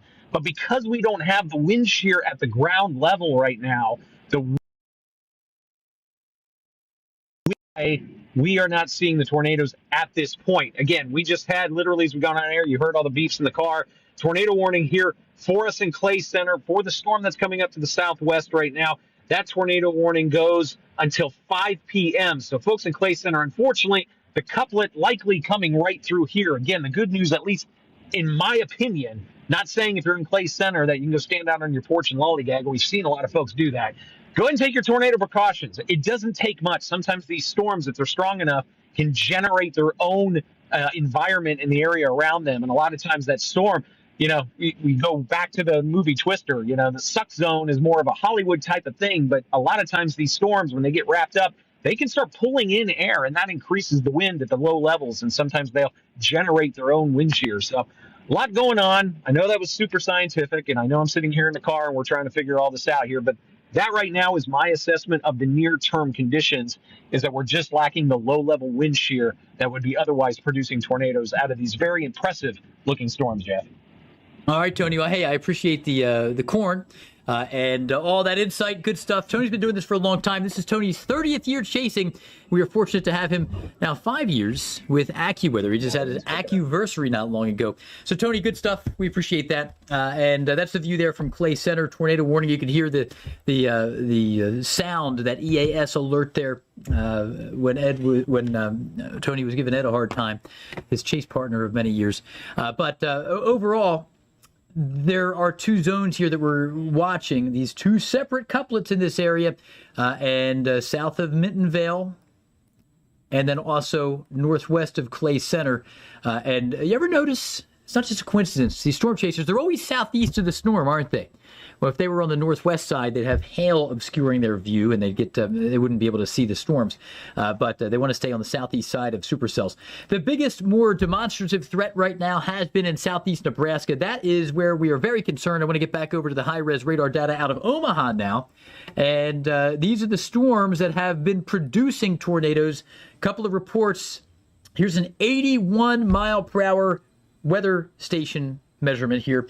This is from somebody's backyard, presumably, personal weather station. 81-mile-per-hour winds, possibly from a tornado. We don't know. It's been categorized as wind damage, straight line wind, because, again, it hasn't been confirmed to be tornadic, but there's been rotation in this area. And this has been a setup here with numerous different areas of rotation.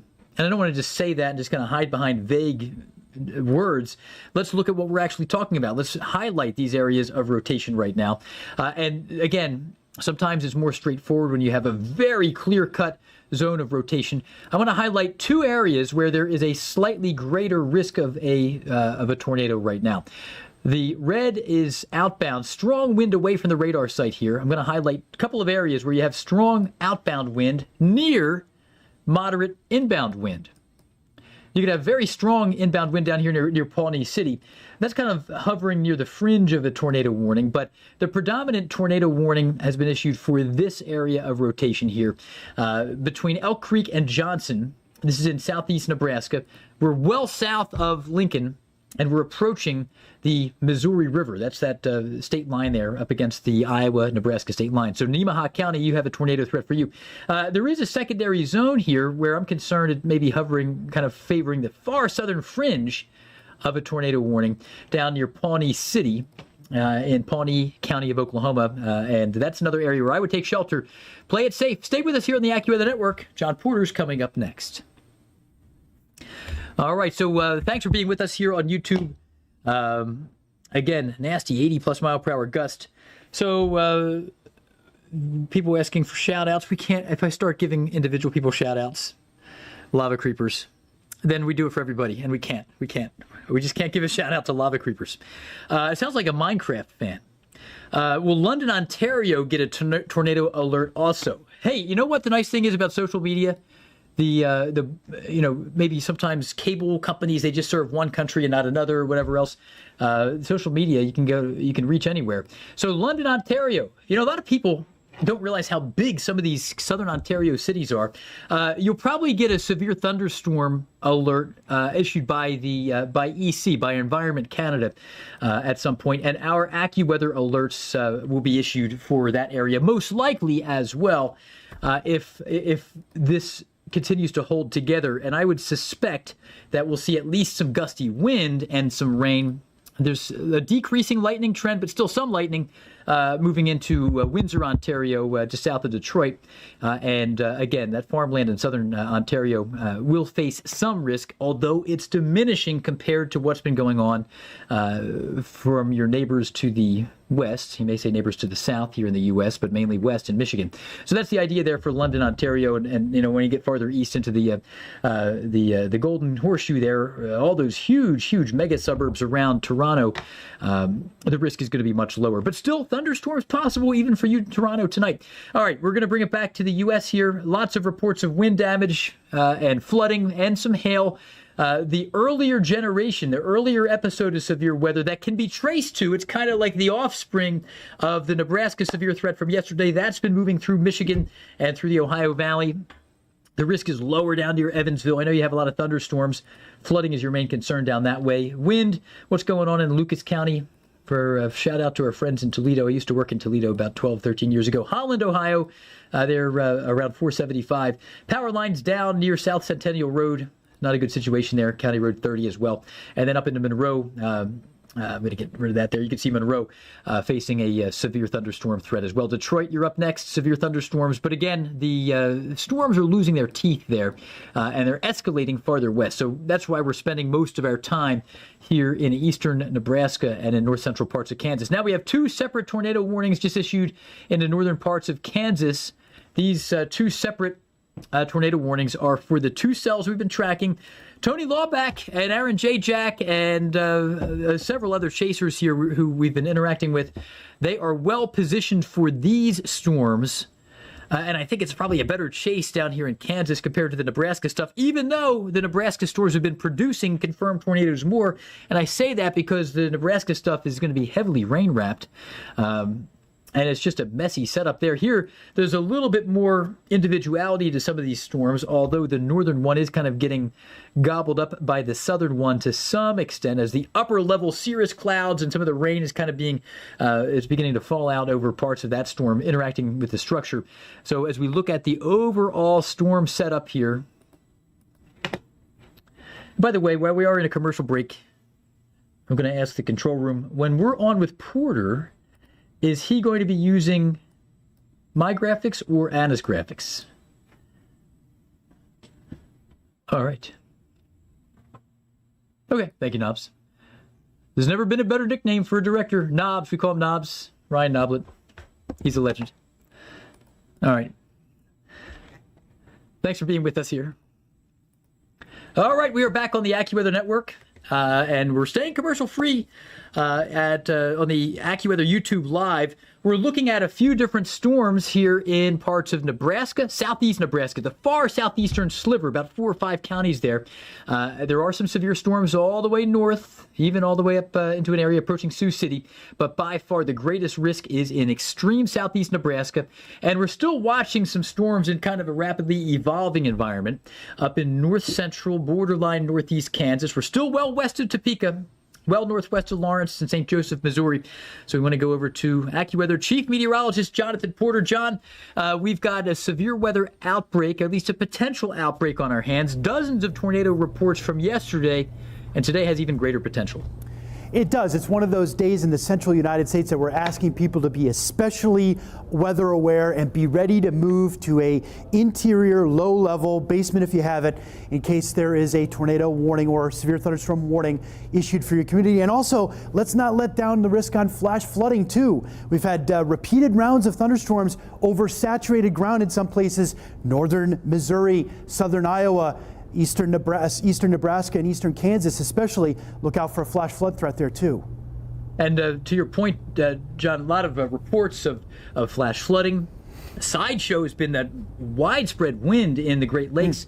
But as our attention kind of evolves here, and our main concern has always been this Central Plains severe setup here. So what do the next few hours look like for us here? Well, this looks like it's the primary area of concern here up across portions of northeastern Kansas, eventually northwestern Missouri, and southeast Nebraska. That's where our tornado experts are especially concerned in the coming hours. Also, we're going to have to watch the area west of Wichita. That's over toward Medicine Lodge and Pratt, Kansas.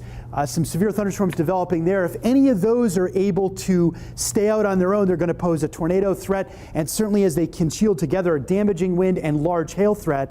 And then watch south, too, down across parts of western Oklahoma. We have increasing concerns that there may be some thunderstorms developing there. We've been watching in the last 20 or 30 minutes on a visible satellite imagery, and look at the cumulus clouds starting to grow in that area. That's a sign that there may be extra lift on the way there and starting to break that dry line. So any storm that does go in western Oklahoma, look out near Woodward in that area over the coming hours. That could be another area to be focused on, because that's a very volatile environment there.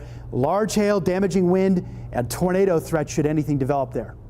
And John, while you are with us here, a couple of breaking reports here. You know, we were seeing initially tornadoes touching down in parts of Nebraska, but now we do have 2 new reports just right now. I haven't even seen the details yet. Looking at Palmer, Kansas. This is in Washington County. This was at 4:03 Central Time, so 15 minutes ago, social media photo of a tornado. And then 1 minute after that, Storm Spotter reporting damage to trees attributed to that same tornado near Palmer, Kansas. While you're with me, I'm going to kind of declutter some of the map here and bring up the level 2 radar data out of Topeka. If you would like to walk us through that. 2 separate warnings. I know my eye is more drawn to the southern one. Seems like there's a little less interference there. Yeah, that my eye is as well. And when you're looking, when you have less interference, that means that could be more inflow of that warm, moist air. That's fuel for severe thunderstorms, and that can help sustain those storms. If it's when they get messy and cluttered with other storms that there can be a reduced risk for tornadoes. Certainly not zero, but the risk can come down a little bit, and it can be more damaging wind and large hail threat. The other thing I want to point out, Jeff, is if you're watching us from Kansas City or over toward Wichita, you still have a couple of hours before the risk likely gets there. That can be 8 or 9 Central Time or thereafter in those larger communities. The risk will be to the west of there over the coming hours. It's a great time to download the AccuWeather app, turn on push notifications. We deliver those government weather warnings to you for free through the AccuWeather app, usually on average faster than any other source. It's a great resource on a day like today, and any day really. And you can also engage our Premium Plus service, which is has AccuWeather alerts. That's where our AccuWeather meteorologists can provide additional complement and extend the benefit of government weather warnings, and when we can, provide more advanced notice. That's a subscription offering in our AccuWeather app. All right, good stuff, John. We appreciate that. We have the tornado watches there for you, actually 3 of them. The middle one is a PDS, particularly dangerous situation tornado watch. John, final words, how would you define a PDS watch to our viewers? That's one of the handful of events in the year that have an extra danger related to the potential for intense tornadoes that could be on the ground for a longer period of time than average. On average, tornadoes are on the ground for just a couple of minutes.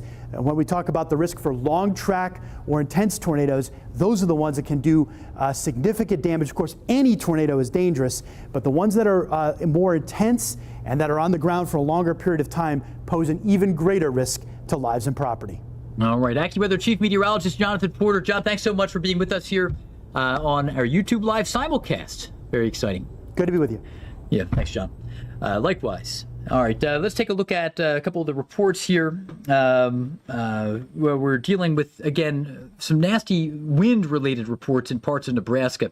81 mile per hour gusts measured in one spot here. Nasty stuff. And as we zoom in, there it is, Lewiston, Nebraska. That may have been from or maybe adjacent to a tornado, but those newer reports that we just mentioned with John Porter, newer reports from that northern cell.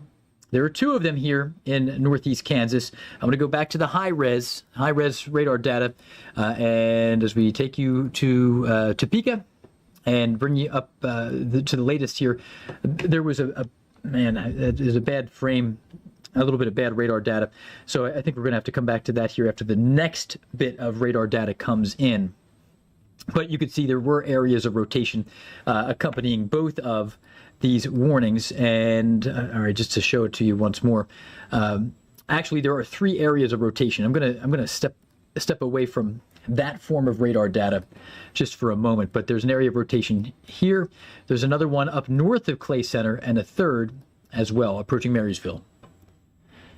All right, then we just sent the AccuWeather Network to a commercial break, and we are going to stay with you live here on our YouTube Live simulcast. Just checking out some recent comments. I have family all the way in Lincoln, Nebraska. Are they safe? Right now, Lincoln's a good spot. It's an okay spot. Now, we can't give you the all clear because there's still convection coming in from the west. But despite all this conversation of southeast Nebraska, the two biggest cities in Nebraska, we have Omaha and we got Lincoln. These are good places to be right now compared to your neighbors to the south and arguably up to the west, up near Fremont, where we have some new convection, damaging wind, and hail potential, but the tornado threat's largely to your south. So that's good news in the short term, but we don't have really the liberty to give you an all clear for later yet because there's still the opportunity for this additional convection to move through your area. And we just need to keep an eye out. Even something north of Concordia, Kansas, 2 hours from now, could be a threat to Lincoln. So we just need to keep an eye on that. Nothing urgent there, and that's some good news. Heading down farther south, you can see some new development south of Great Bend, east of Dodge City, Kansas. In fact, we do have the high-res radar data for Dodge City. Let's take a look at some storm hazards because, sometimes in rural areas, you're far from the radar site and you don't get a good view. This is a good spot here for the Dodge City radar site to give us somewhat of an up-close view of the storm hazards. Those of you who live just out near Larned or maybe a little bit closer to Dodge City are fortunate because you have a radar site so close. And some of the storm hazards, hail, the big deal here as I use the eyedropper tool, east of Dodge City. And then south of Larned, 1.5 inch diameter hail. It'd be about ping pong ball size hail. So that's what we're up against here with these storms in Ford and Pawnee County of Kansas. I was just talking to our friends on YouTube about some large hail in southeast and south central Kansas here, looking at some of these storm hazards in parts of Ford County and Pawnee County of Kansas. And again, just a quick look here. Once again, I'll do it a little more concisely out in south central Kansas. Zooming out just for your bearings, we're way west of Wichita, east of Dodge City, but not by a big margin.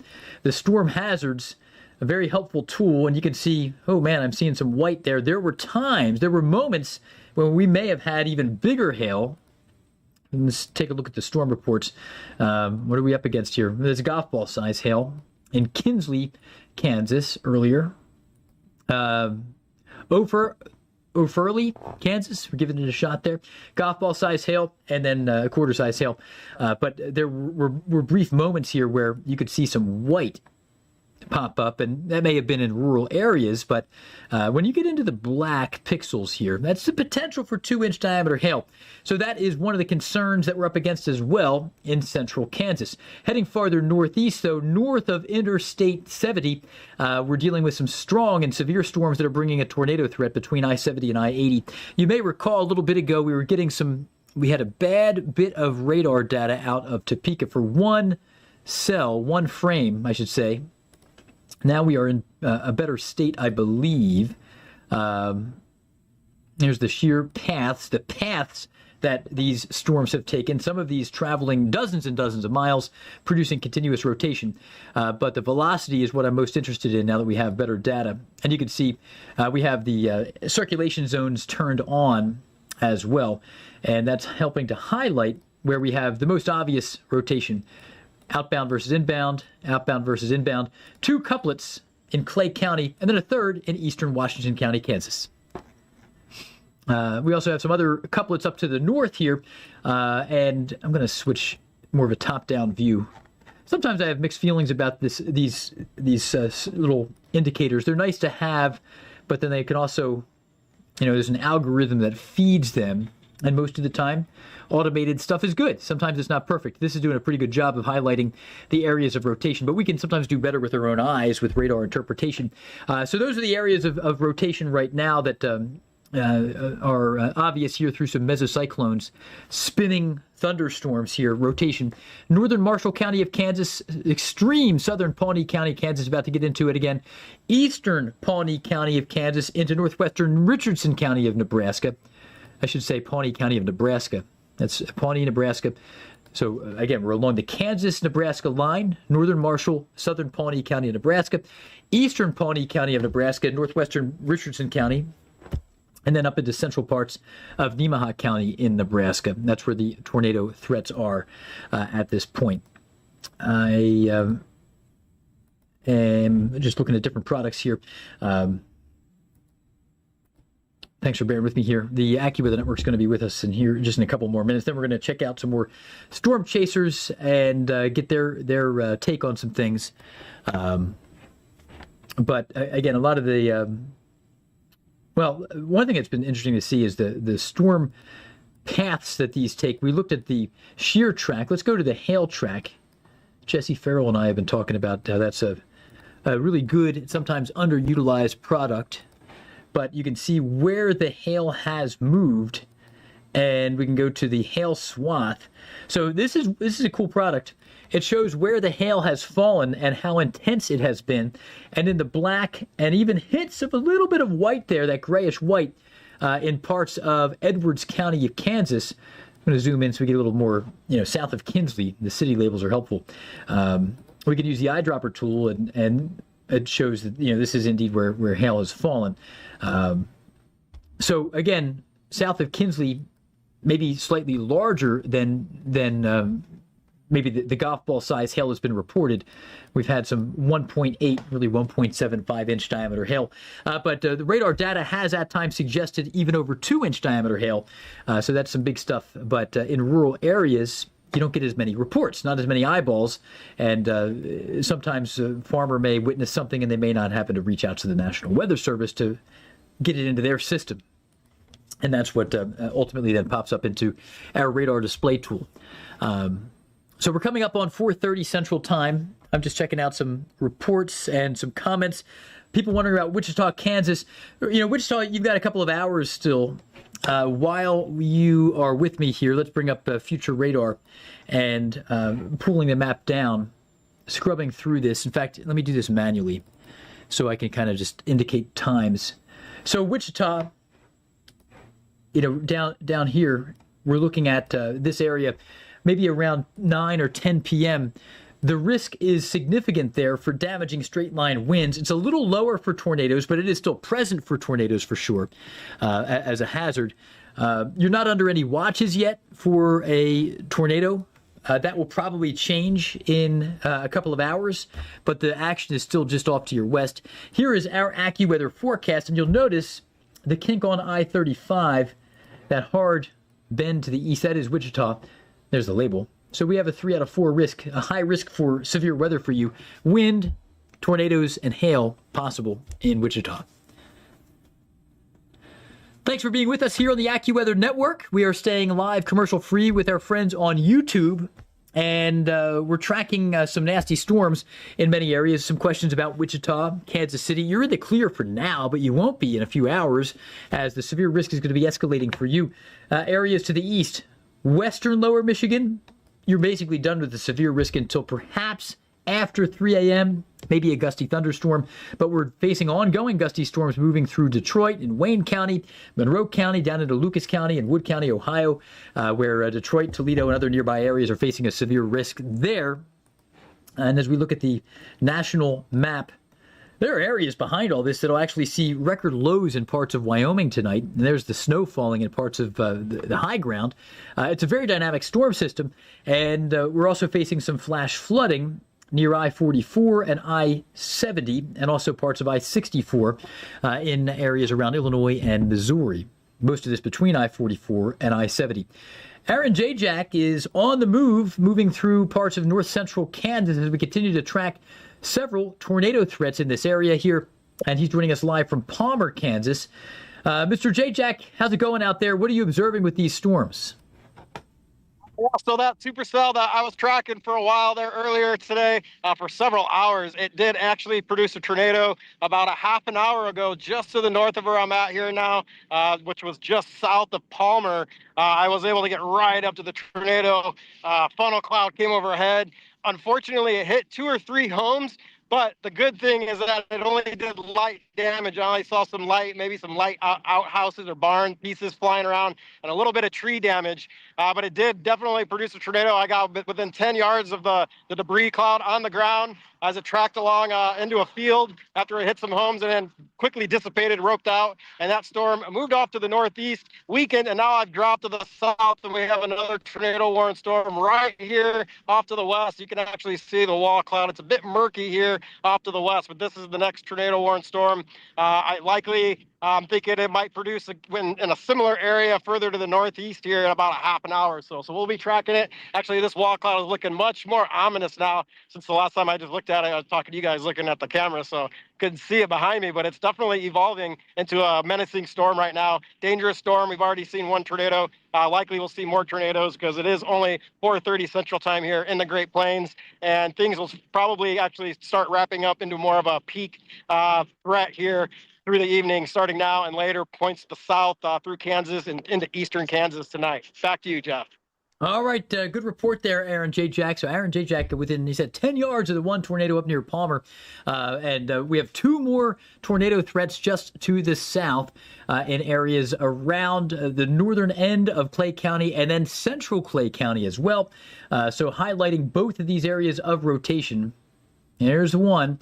And that's the one that I think Jack is seeing more closely there with the wall cloud he noticed. But then there's another one to the south of that location between Morganville and Clay Center. And Tony Lawback, I think, may be on that cell. He was near Clay Center. So I suspect it's kind of nice to have multiple chasers on different cells here within an area. Tony's kind of repositioning. He's moving through a town. I don't know if that's Morganville or Clay Center or what, but clearly it's one of the larger towns in the county, given the infrastructure there.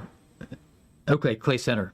Yeah, it gets pretty rural there when you have that number of homes and the tornado siren sounding. So he is just barely south of this cell. This is the one that you're seeing on the bottom left. Tony Lawback getting into a spot with greater visibility. To the right, it appears that we're looking at the base of a wall cloud. That is the wall cloud here associated with this storm. And if there's a tornado, it's going to be coming out of the base of that thing. And as that cluster of trees just kind of gets out of view there it is. That would be the wall cloud that Tony is keeping firmly in view there. And this, again, is just a couple miles north of Clay Center, not by much, 2.7, 2.3 miles, 2.5, something like that. And maybe the core of the storm, the nucleus and the center of the mesocyclone, I got to measure this a little better here. From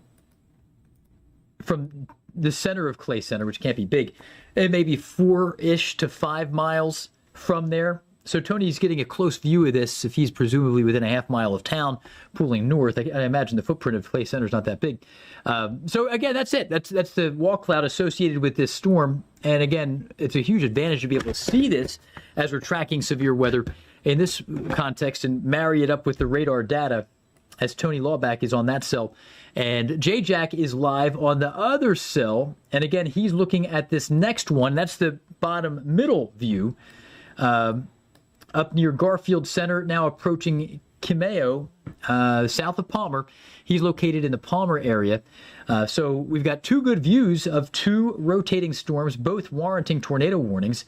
This is the one that J-Jack is on, moving into southern Washington County of Kansas. And if we bring up the more familiar looking radar view, this is the reflectivity, and it's a little bit less helpful, I think, in pinpointing that northern cell, but it is helpful in the southern one. And then this little fragment, that little scrap of a leftover severe rotating thunderstorm, that's the one that produced the tornado that J-Jack was on earlier.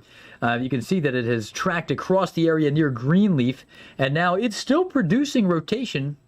And it's still worthy of respect there. If you're in Herkimer or Marysville in Marshall County of Kansas, take shelter because you have another cell. You've got a few cells moving your way, but arguably there are three separate tornado threats in your vicinity. 1, 2, where J-Jack is now, and then Tony's storm that you can see the wall cloud of there. That's a nice shot there. J-Jack has a nice shot. We're looking right under the wall cloud of both of these, but the backlighting there, from Aaron's perspective, is showing us,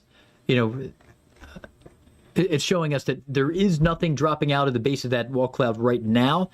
There is a slight appendage to the right, but from the base of the core of that wall cloud, you can see some extra light underneath, and that's a sign that it may not be producing quite yet, but I'm a little bit interested in what's going on just right of that wall cloud, the most prominent feature in Aaron J-Jack's. I wonder if my mouse, I don't know if when I bring my mouse over there, the system is smarter than what I was going to do. I was going to try to highlight with the mouse, but it actually filters that out. There's a little appendage right of center in Aaron J-Jack's shot there, which is a little bit interesting. Don't know if it's a funnel cloud or not, but out of the base of the wall cloud, it looks like it's still evolving, but I don't see anything in contact with the ground there. And then again, the cell farther south, Tony Lawback, a little closer to Clay Center. He's now probably 2 miles north of, I'm estimating based on his movement. He's tracking this storm that is passing just to his north through the area of, this is Clay County, Kansas, and he was in Clay Center. You could see other chasers out there, a lot of people with big interest in these storms. And as we switch over to the velocity, or away from velocity, you can see some of that heavy rain that's also beginning to give us kind of and now sitting in his windshield there as he gets a little farther north, likely entering, this part of the storm here, north of Clay Center. And then the rain's also sneaking up on him from behind as well. So, again, we're tracking a couple of different tornado threats, but there's a new cell developing that has perhaps more of a future to the south of Tony's location. And here we have a new tornado warning in the eastern Ottawa County, Kansas, northwestern Dickinson County, and southern parts of Clay County in Kansas. And switching back over to the high-res radar data out of Topeka still. The velocity data showing a new zone of rotation strengthening, trending upward a bit. Grabbing the most recent radar data here. There's the area of rotation, and it's just north of Niles, and it's kind of favoring maybe the southern half to two-thirds of the Ottawa County warning. It's likely to move into an area near Manchester. And depending on what goes on to the north with Tony's chase up in an area north of Clay Center, this may become another option for him to the south as well, as a new tornado warning is now in effect. And if you're in Clay Center, don't get comfortable. And this one storm is barely to your northeast, but you have another one approaching from the south, and again, parts of Clay County under a second tornado warning for a totally unrelated cell coming in from the southwest. Heading back north into the area of southeast Nebraska and northwest Missouri. Finally, the first tornado warning of the day for northwest Missouri has been issued for part of Atchison County, and this is extreme northwest Missouri. Let's take a look at this from the Omaha, Nebraska radar site. And Omaha is going to give us a good set of eyes on this. What jumps out at me at first here is a nasty push of straight line wind. We'll look at this. That's going to be some very strong straight line wind. And maybe we have a bookend vortex to the north. We need to assess that. I suspect that this destructive severe thunderstorm warning, I can confirm this, I bet it's going to be because of wind more than hail. Destructive severe thunderstorm warning. Again, this is extreme northwest Missouri. 80 mile per hour wind gusts and ping pong ball size hail, which is not a picnic, but the 80 mile per hour wind, man, there's a strong screaming wind gust signature with this, from Peru to the east. But amid that, along with that, there could be some rotation. And again, this is being handled as a tornado warned cell as well, because there is the likelihood, or perhaps risk of, a bookend vortex. So very strong wind moving from west to east. And on the north side, if the wind's not blowing as strongly, you can get a little bookend vortex to form, and that could be a tornado threat in Peru moving into areas of Atchison County. And we're clear on the AccuWeather network. Staying with it here on YouTube Live. Knobs, am I getting cut off? I have a sense that I'm rapping too slowly to get to the network. I might be getting cut off here on the break transitions. I'm not sure. I need to, all right, I need to wrap a little earlier. All right, so nasty tornado signature as well here in southern parts of Pawnee County, Nebraska. So I hopped south. We have nasty wind rolling into northwest parts of Missouri, but also a very obvious signature of a possible tornado here. I say obvious signature and then possible, kind of hedging my words. It's not a confirmed tornado, but man, that's a lot of inbound wind and a clear-cut signature of outbound wind. So if we were to use the eyedropper tool, 78 mile per hour compared to 78 mile per hour in opposing directions, that is what, 156 mile per hour contrast there in opposing directions. So a nasty setup here, and the likelihood of a tornado producer in Pawnee County, Nebraska, southern Pawnee County. I'm going to bring up the reports again and again. Here's a 90 mile per hour wind gust from Johnson, Nebraska, in Nemaha County. That is nasty stuff. This is why that peach-colored severe thunderstorm warning has been issued in northwest Missouri. There in Atchison County, because of a 90 mile per hour wind gust. That is something you don't want to mess with. And I know it may be straight line wind as opposed to a tornado. We're not sure. It could be a little bit of both. But it could be an area of extremely strong straight line wind. And then on the north side, a bookend vortex tornado threat up near Peru. But we're going to get some, we have some new video coming in. And there it is from Aaron J. Jack, obvious wall cloud in Palmer, Kansas. And I think we're looking at a tornado there. There's the tornado. Look at that right in front of him. This is the view that Aaron J. Jack mentioned when he was with us. And man, he was awfully close to this thing. Very, very close. There's the funnel above. There's the debris swirling near the ground. Mel, obviously, we should show this again when we come back to the AccuWeather network here in 2 minutes. This is good stuff. We don't celebrate any of this. I mean, it's exciting when you see severe weather, but you never want to see people impacted by this. And he did mention that there were a couple of homes with minor damage associated with this.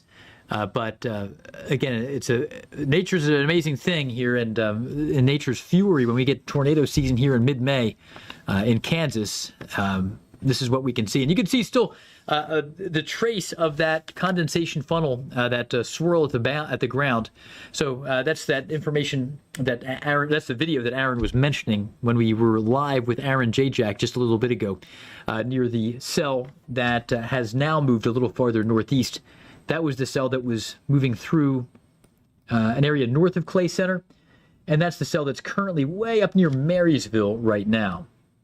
Kind of disfigured compared to its status when it produced that tornado. But, you know, we can plot this with his report, or one of the chaser reports here. There it was.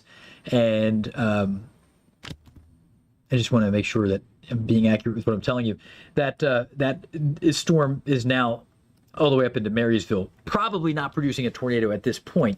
The greater threat is a little farther south with ongoing convection down here into southern parts of Washington County and far northern Clay County. So those are some of the hazards we're facing right now, and we're going to come back rejoining the AccuWeather network, or they're going to rejoin us here very soon. Checking out a few of your comments right now. All right, thanks for rejoining us here on the AccuWeather Network. We were just sharing with some of our YouTube followers watching the live YouTube stream.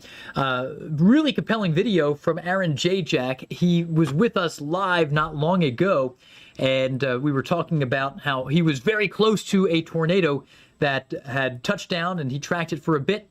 And then it pulled away to the north, and it's now a shell of its former self up near Maryville. If we have the ability, Mel, to run that video again, watch this.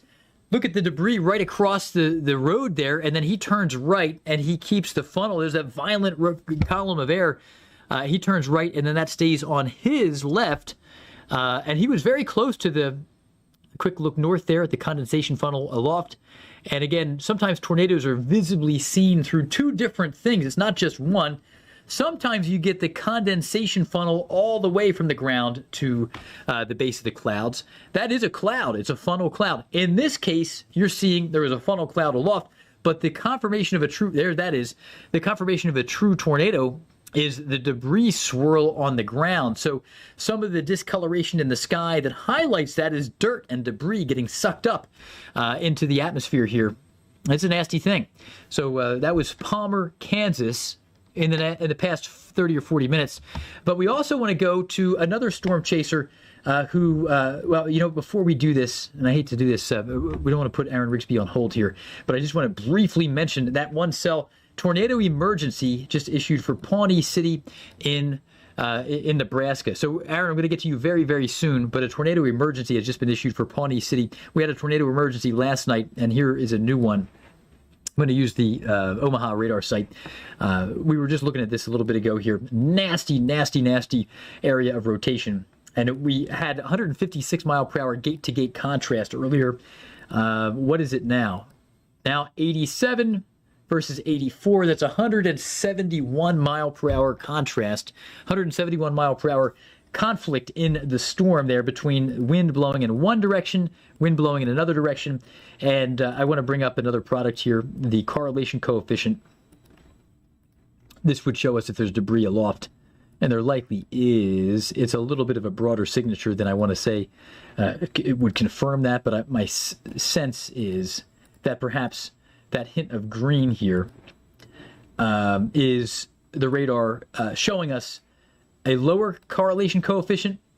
When we get down into these lower values, that's when you have debris and the radar is seeing stuff that's different sizes and shapes instead of just all rain. So tornado emergency, you need to take shelter if you are in Pawnee County, Nebraska, from Pawnee City to Du Bois. That is a big concern there. Tornado emergency there. Now, we're going to revisit that in just a moment. As he is with us, we want to head down to Aaron Rigsby. He's joining us from near Clay Center. And Aaron, you caught a pretty photogenic tornado in Nebraska yesterday, and now you're between two tornado warnings yet again. So what are you observing?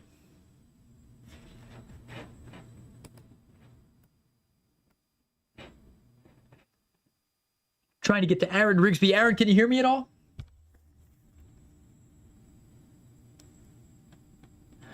Mel, I'm not... Okay. All right. He may have had to boogie. But we'll check in with him again if we can. And again, the tornado emergency in Pawnee City takes precedence with some of our coverage here as well. We would go to Aaron if he were... when he comes, let me know if he comes back, Mel. And yeah, thank you. But Pawnee City and the southern half, central southeastern Pawnee County, the southeastern quarter of Pawnee County, Nebraska, we have a tornado emergency in effect right now. And this is a high confidence, destructive tornado. Now, there is some bad radar data right now with this particular image, so I'm going to take us back one. You know what? I may be able to bring this up from the Topeka radar site too, but again, obvious rotation here. Oh, this is the Topeka view. Yeah, that's out of Topeka. That's why. All right. So we have, again, this is the nature of the storm and the area of rotation, where we have a very likely trying to highlight this as tight as I can. Very, very likely tornado, a confirmed large and damaging tornado here. Tornado emergency issued for this area near Pawnee City in southern and southeastern Pawnee County of Nebraska. So that was the radar data out of Topeka. Let's look at this from the Omaha perspective. And here it's very much more obvious here. I mean, they're obvious in both views, but here you can see the inbound is green, the outbound is red, with no separation here. We have a nasty tornado in progress here. And as we zoom out, I'm going to loop this, and I'm going to give you a little more clarity as to where it's heading. And obviously, it's pulling northeast swiftly. Humboldt, look out. There's no reason to not be in a shelter. If you're in Humboldt, Nebraska, get in your shelter there in Humboldt. I know you don't have a tornado warning yet, but you're going to have one, obviously, very soon. Moving northeast at 40 miles per hour. It's a tornado emergency for Pawnee City, and emergency management is confirming a tornado with this one. As we extrapolate forward movement at 40 miles per hour, it's going to take us through the area of Humboldt in 14 minutes. So again, I know there's not officially a tornado warning, but there's a tornado threat moving into Humboldt, Nebraska very soon in 13 minutes. Now's the time to get into your shelter in Humboldt. Tornado coming your way. That'll be rolling into your area around 5:02, 5:03 Central Time in Humboldt. A very, very likely tornado threat moving into Humboldt, Nebraska, and passing very close to that area here very soon. We have a dangerous tornado moving through Pawnee City and southeastern Pawnee County of Nebraska with a vicious storm moving through. I want to see if there's any more information about the storm from the report from emergency management here. And there's really not a lot of information beyond tornado emergency from, again, an emergency manager confirming this in the area near or over Pawnee City. So again, obvious rotation moving northeast and east at 40 miles per hour. Stay with us. All right, we are now in a commercial break. A multi-vortex tornado moving through the area near Pawnee City, Nebraska. Big concerns there. We're going to give you a bit of a reset here with the big picture, the overall tornado and severe thunderstorm watches covering a big chunk of real estate from now parts of northwest Texas and western Oklahoma, central Kansas, southeast Nebraska, where we have the biggest threat right now near Pawnee City and east of there, and then up into northern parts of Missouri and southern sections of Iowa. We also have several areas from Allen County, Ohio, into Toledo and areas like Lucas County and Findlay in Hancock County, Ohio, all the way up into eastern Michigan with damaging wind. That's been a big concern. But the tornado threat's our main concern. And again, this middle one is a PDS, particularly dangerous situation tornado warning. And I'm going to switch over to the power outages here, by the way, just to see what's going on. Still holding about steady in Michigan. Now that nasty complex of thunderstorms is moving through Detroit, soon to move east into Canada. So we may be seeing the outages in Michigan stabilize. I'm going to bring up a graphic that explains tornado emergencies because that'll be helpful here. When the network rejoins us, we don't get that many tornado emergencies here. Kind of a Venn diagram here. A tornado emergency and then also a PDS tornado warning, particularly dangerous situation tornado warning. But a destructive tornado in progress in Pawnee County, southeastern Pawnee County of Nebraska. That is the biggest concern. So we're going to do kind of a reset here on the AccuWeather network, and we'll be talking about more and more of this coming up here in a second or two. Thanks for being with us here on the AccuWeather network. Time is 5:54 Eastern, 4:54 Central Time. We do have new video coming in regarding the severe threat that continues in many areas here. And there is the video of this Clay Center tornado as captured by extreme meteorologist Dr. Reed Timmer. So this is the second piece of video we've seen in this area. Earlier, another cell just to the north produced a tornado, and Aaron Rigsby documented that. But we need to get into a tornado emergency now on radar. in southern Nebraska, extreme southeast Nebraska, well south of Omaha, well south of Lincoln. You're not going to be affected by this individual thunderstorm in those areas, but you are being hit very hard here in some parts of Pawnee County, Pawnee County, Nebraska. A confirmed large multi-vortex tornado moving through the area near Pawnee City, and confirmed, unfortunately, by emergency management. So some people are dealing with, again, a horribly challenging moment in their lives, their worst moment of their life right now in southeastern parts of Pawnee County. You can see this has ramped up, and the shear has intensified as it moves through this area. And now, again, I told you that in Humboldt, even though there wasn't earlier a tornado warning issued, you had no time. You had to get down to your shelter. And now a confirmed tornado warning has been issued for you. Obviously, we knew this was coming. But the tornado is moving through the far eastern part of Pawnee County. It's moving east-northeast at 40 miles per hour or so.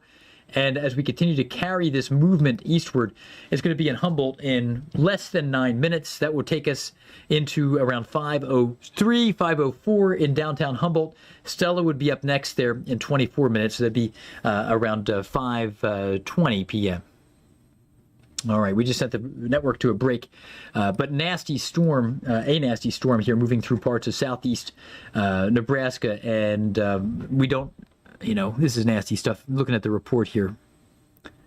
Just the report of a multi-vortex tornado east of Highway 99 and Highway 8, which was 6 miles southwest of Pawnee City when it was first spotted, and it presumably passed either over or perhaps, hopefully, just south of Pawnee City. The different colors here, I wanted to talk about these different colors. So green, you got a flash flood warning. The red, that's a radar indicated tornado warning. The yellow, a severe thunderstorm warning. Then you get into these other colors that we don't see all that often. This purple color is a confirmed tornado warning, and that's what we're facing here in Richardson County as we await momentarily, in just a moment, the arrival of this confirmed tornado moving into western parts of Richardson County, Nebraska. And then that magenta color, which you only see maybe 5 to 10 times a year, that's a tornado emergency. There was one issued yesterday. There have been a few issued over the past month.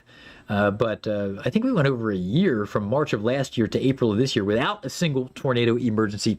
The last tornado emergency was yesterday in Hebron, Nebraska, according to the Weather Matrix, Jesse Farrell, our weather editor here at AccuWeather. And Jesse, I think we went 13 months without one, right? From March of last year to April of this year. We've had at least 4 or 5, maybe 6 so far this year. But these magenta colors here, they're rare. A rarely issued tornado emergency, only issued when there's a large and extremely dangerous confirmed tornado moving through an area with population. So that's the biggest concern of the day and of the weekend so far, at least as far as we are concerned. Now, there was, again, Hebron, Nebraska had a tornado emergency yesterday. And forgive me for looking all around. I look kind of wild-eyed when I have all these monitors in front of me, but I'm just looking at different information and trying to stay connected to the chat here on YouTube. We care about your questions. And somebody said, should there be a tornado over Wichita, Kansas? Well, there is the risk of a tornado in Wichita later on. You're fine in Wichita. I mean, if you're at maybe your son or daughter's softball game, baseball game, you're fine for now. But maybe when you come home tonight, in about 2 hours, there will be some big concerns in Wichita. So the issues in Wichita proper, in the city limits, in central Sedgwick County, you're okay right now. But we're very concerned about what's going on to the west, where some storms are blossoming, and way out west of Hutchinson, out west of Pratt, southwest of Pratt. We're looking at an area about 70 miles west of Wichita. That's where you begin to enter the environment where there's some action right now. And even just 60 miles northwest, where storms are moving up near Salina, Kansas, up into Manhattan, Kansas. That's where we have some big concerns as well. So again, that's the biggest threat. A quick look while we're here on YouTube. How are we doing in Detroit? Storms have exited Detroit. Still rain moving into the farmland east of Windsor, Ontario. Sarnia, about to get hit there. Still extreme eastern parts of Michigan there, west of Sarnia. near some of the locks there, we're facing some issues. Up near the Sioux locks, we're in better shape, but the northern parts of the Georgian Bay and Lake Huron, we're dealing with some nasty storms. But by far the biggest deal remains southeastern Nebraska. So we're going to focus on that here as the AccuWeather Network rejoins us here in 2 seconds. Thanks for being with us here on the AccuWeather Network. We continue to track a tornado emergency in extreme southeast Nebraska, an area around Pawnee County facing a nasty storm, and a tornado emergency is still in effect in eastern and southeastern Pawnee County, Kansas. Now, I'm noticing that the latest tornado emergency polygon has been replaced by a confirmed tornado warning. It's not great news, but again, it looks like the Weather Service is showing their hand in perhaps stepping down from the tornado emergency as this cell continues to move east, but still a confirmed tornado warning. A nasty confirmed tornado is on the ground. It's been described as a multi-vortex tornado moving from Pawnee County into Richardson County of Nebraska. And this storm is perhaps being interfered with by this cell. This cell in advance. So here's the storm that's been rotating. I'm trying to make this cinnamon bun kind of co-locate with the actual confirmed tornado. As that moves east of Pawnee City, it's entering a zone here where there was this almost like a linebacker rushing northward, a storm that's interfering with the preceding environment and this other thunderstorm that produced the tornado emergency. So what are we looking at right now? Still very strong rotation. In fact, if anything, there are two areas where we have tornado concerns now. One near Humboldt, and this was the cell, this is the area of rotation, residual rotation from the previously issued tornado emergency. That's moving through Humboldt right now. So it's coming in quickly. It's about to reach Humboldt, and you should consider it on your over top of your head right now. But also down to the south in Salem, and between Nim City and Salem, and approaching Verdon, another nasty tornado is likely escalating here. I'm going to bring up another product here for these, and it's going to look wild, but this is the correlation coefficient, and this is showing us if the radar is seeing things that is comprised of different shapes and sizes instead of just rain or just rain and hail. And it's possible that some of these lower values here are debris that have been lofted up into the atmosphere from what may well be two separate tornadoes. And I only say that, I know that data looks wildly, just kind of erratic, but those two correlation coefficient dropouts or lowerings are located where we have strong rotation in both of these areas. So again, a very dangerous situation in western and in central and south central and eastern Richardson County, Nebraska. Any part of Richardson County should take shelter. If you're in Humboldt, Schubert, Verdon, Salem, Nebraska there, west of Falls City, or even in Falls City, you should take shelter as we have a confirmed tornado and possibly two separate tornadoes in the area. We're going to go farther south. Tony Lawback is chasing one of these cells down in Kansas, and the Topeka radar site's giving us a view of, even before I go to the velocity scan, you can see these little swirls. You can see it doesn't take much imagination to picture rotation here with the signature and even that little hook. I'm highlighting areas, and I need to investigate this with the velocity data, but it doesn't take much interpretation to see hints of rotation, but then we really need to confirm the rotation. And to no surprise, here you can see strong rotation in this area where there was that big cinnamon bun. All right. And this is a tornado threat moving from extreme northern Riley County, southeastern Washington County, into western Marshall County, Kansas. And then obviously this other zone, red against green, coinciding with one of those other little kinks in the radar signature, a likely tornado into central Clay County, just north of Clay Center. So let's go to Tony Lawback, because I think that might be the cell he's on. Tony, which cell are you on? Are you immediately north of Clay Center, or are you up north of Winkler, east of Cameo? We are actually south of Clay Center, Jeff. We are making it a habit today for some reason to bail on these storms, and then they go nuts when we leave. So we are trying our best you're to doing great, move Tony. along here. We've got all sorts. We have all sorts of things going on today. We mentioned road conditions making it very, very difficult. We actually had one point, the reason we cut off that storm, one of the Doppler on wheels trucks was parked at an intersection, partially blocking the road, and the traffic was unmovable. And the storm's moving as quickly as they could. We weren't able to actually get through the traffic jam in time to get back up to it, so we had to abandon that. For the next storm south, so we're approaching Wakefield, Kansas now for what I believe is our 4th supercell intercept.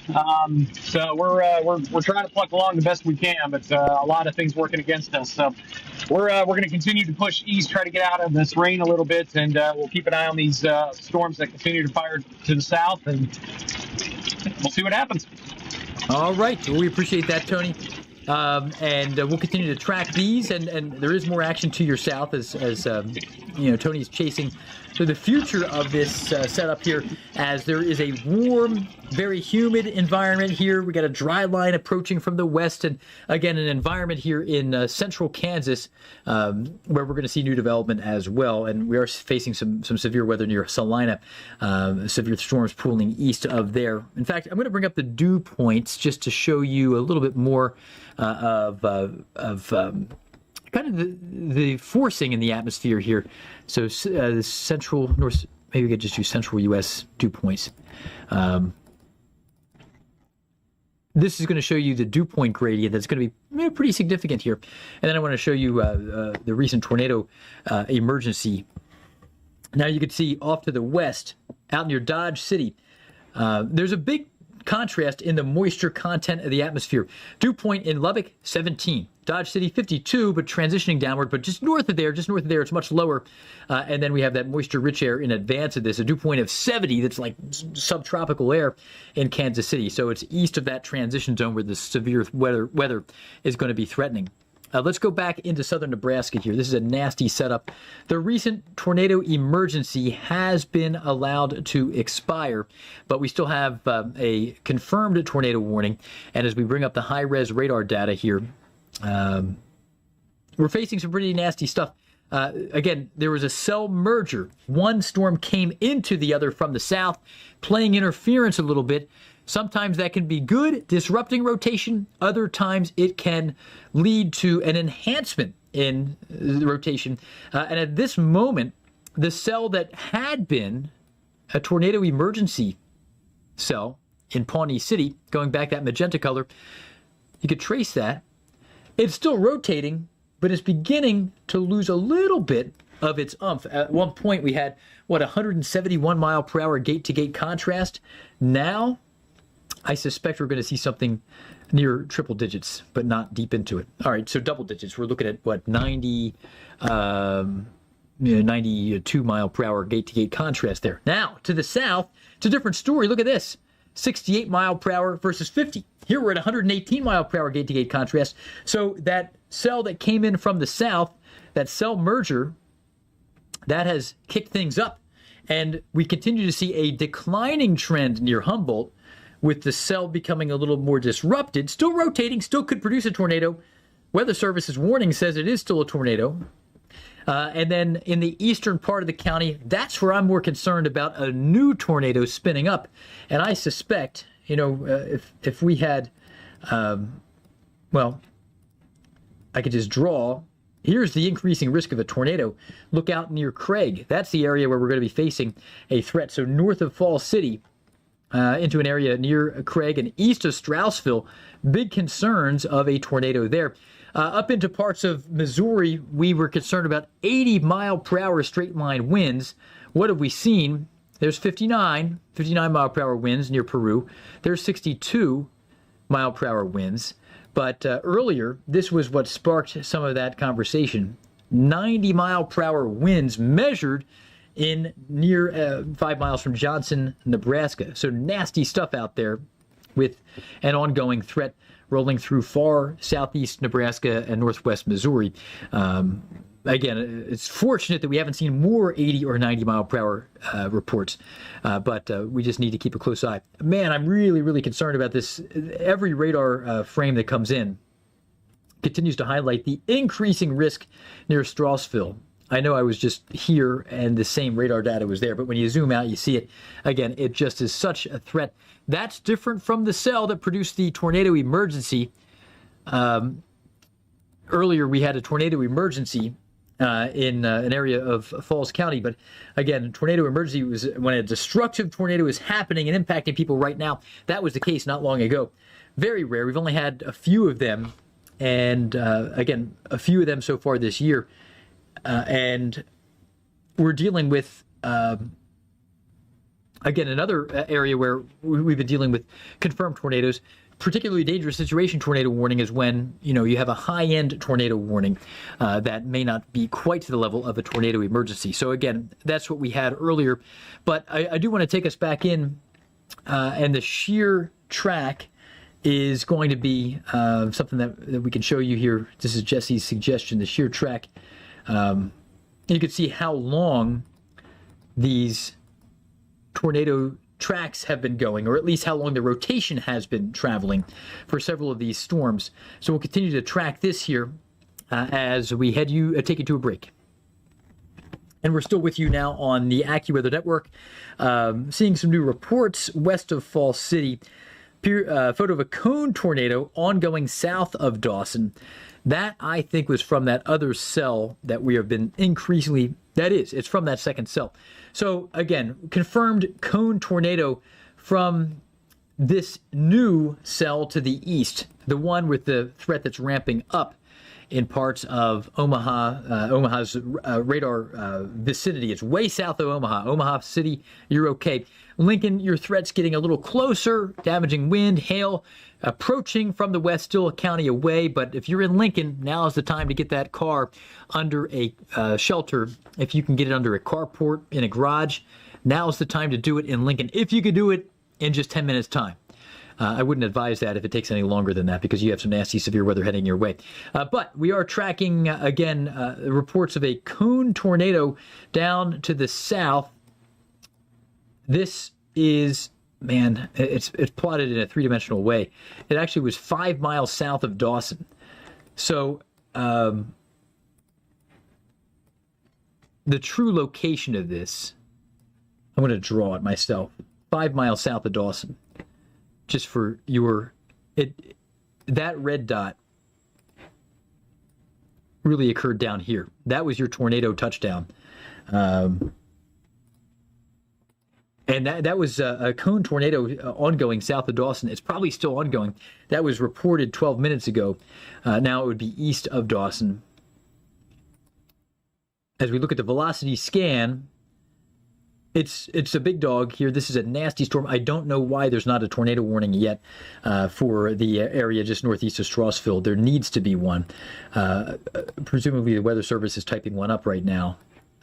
But the area near Craig, there it is. Okay, we have a new one just issued for a small zone here into Richardson County of Nebraska. And the Weather Service in Pleasant Hill, Kansas City area, they may be the ones to issue this next one. But a brand new tornado warning has been issued to carry us into the next few minutes here, just as this obvious tornado threat continues here into northeastern Richardson County. And again, a nasty, nasty tornado threat rapidly moving into this area. So if you didn't take shelter until the warning was issued, that's cut it awfully close. I would take shelter if I was in Craig, in an area just a little bit east in Craig, Missouri. Again, we're waiting for the storm to quickly move into that area, but there's no sense waiting. Take shelter if you're in Craig, Missouri, in an area north of Oregon, north of Mound City, just barely north of Mound City. You're going to have a tornado move through your area here very, very soon. It's currently moving in through eastern Richardson County of Nebraska. That's a nasty, nasty cell. So we have a couple of different cells that are obviously big concerns here. I'm going to bring up a different product here when I can. It's going to look a little bit messy because it's still in beta. Actually, it's alpha testing right now. But I'm going to turn off a few products. This is an AccuWeather product. It's still alpha testing. We're showing you this behind the curtain here. But what I want to do with it is show you the AccuWeather alerts. And I think I'm going to turn off the radar. And I'm going to turn off the Weather Service alerts, because I just wanted to focus. I'm going to turn off lightning here. All right, I'm going to make this disappear because the network's about to rejoin us in just a few seconds. Thanks for being with us here on the AccuWeather Network. We are tracking a nasty, nasty setup here in extreme southeast Nebraska with an ongoing tornado threat. We are facing a confirmed tornado, a cone tornado, confirmed, and it's moving east-northeast, more east than anything else. The Omaha radar site's going to give us this view of it. And again, there are people who need to take shelter who are not yet under a tornado warning. But this is going to be clipping an area near and north of Craig, Missouri. Right now, the storm is lifting through the northeastern part of Richardson County, Nebraska. And it's a nasty storm. It will be clipping the area just near Craig, Missouri, very, very soon. So take shelter if you're in Craig, even though the National Weather Service warning has not been issued yet. I'm going to show you an AccuWeather alert here for this area momentarily. But obvious rotation here. And as we switch over to a different product, this is a new product. It's alpha testing. So again, this is in very early preliminary stages here, a product from our team at AccuWeather. And here is our warning. There's not a tornado warning from the National Weather Service for this area yet in Missouri, but we are issuing a dangerous weather imminent tornado warning. AccuWeather meteorologists believe dangerous weather is imminent. Thunderstorms producing localized tornadoes are nearby. So that's the alert there for this one spot here. Again, it's a tornado threat. I just wanted to show you this product here because this is what you get if you have the AccuWeather Premium Plus product. And if you don't have the Premium Plus, you use the free version of the app, you get the AccuWeather alerts. You get the National Weather Service alerts. Here's the government advisory. So here's the tornado warning is issued by the National Weather Service. And here's AccuWeather's. And you can see we are covering into Missouri. There is a high likelihood of a tornado clipping the northern part of this area here, especially up to the north. So that's a little bit of a difference between our alert and the National Weather Service's.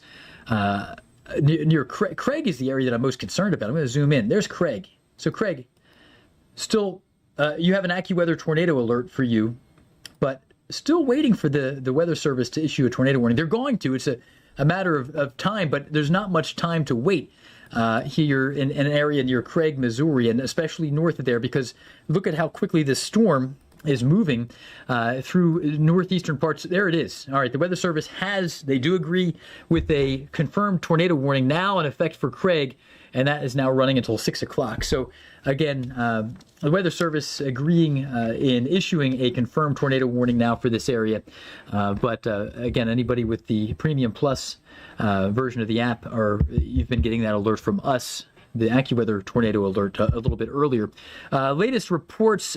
Again, a cone tornado posted south of Dawson into an area here a little bit ago. The report was 5 miles south of Dawson, so it actually was kind of in this fashion. The tornado has been moving in this direction here, and it's going to be clipping uncomfortably close to Craig. Take shelter even in Mound City to play it safe if you are in Holt County of Missouri, northern Holt County, but also into areas around central and eastern Richardson County. Still, that tornado threat is continuing.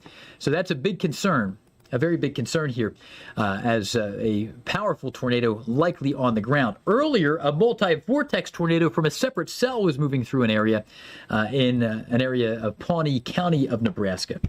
So again, lots of different concerns here with the tornado clustering, the tornado threats clustering across southeast Nebraska, northwest Missouri.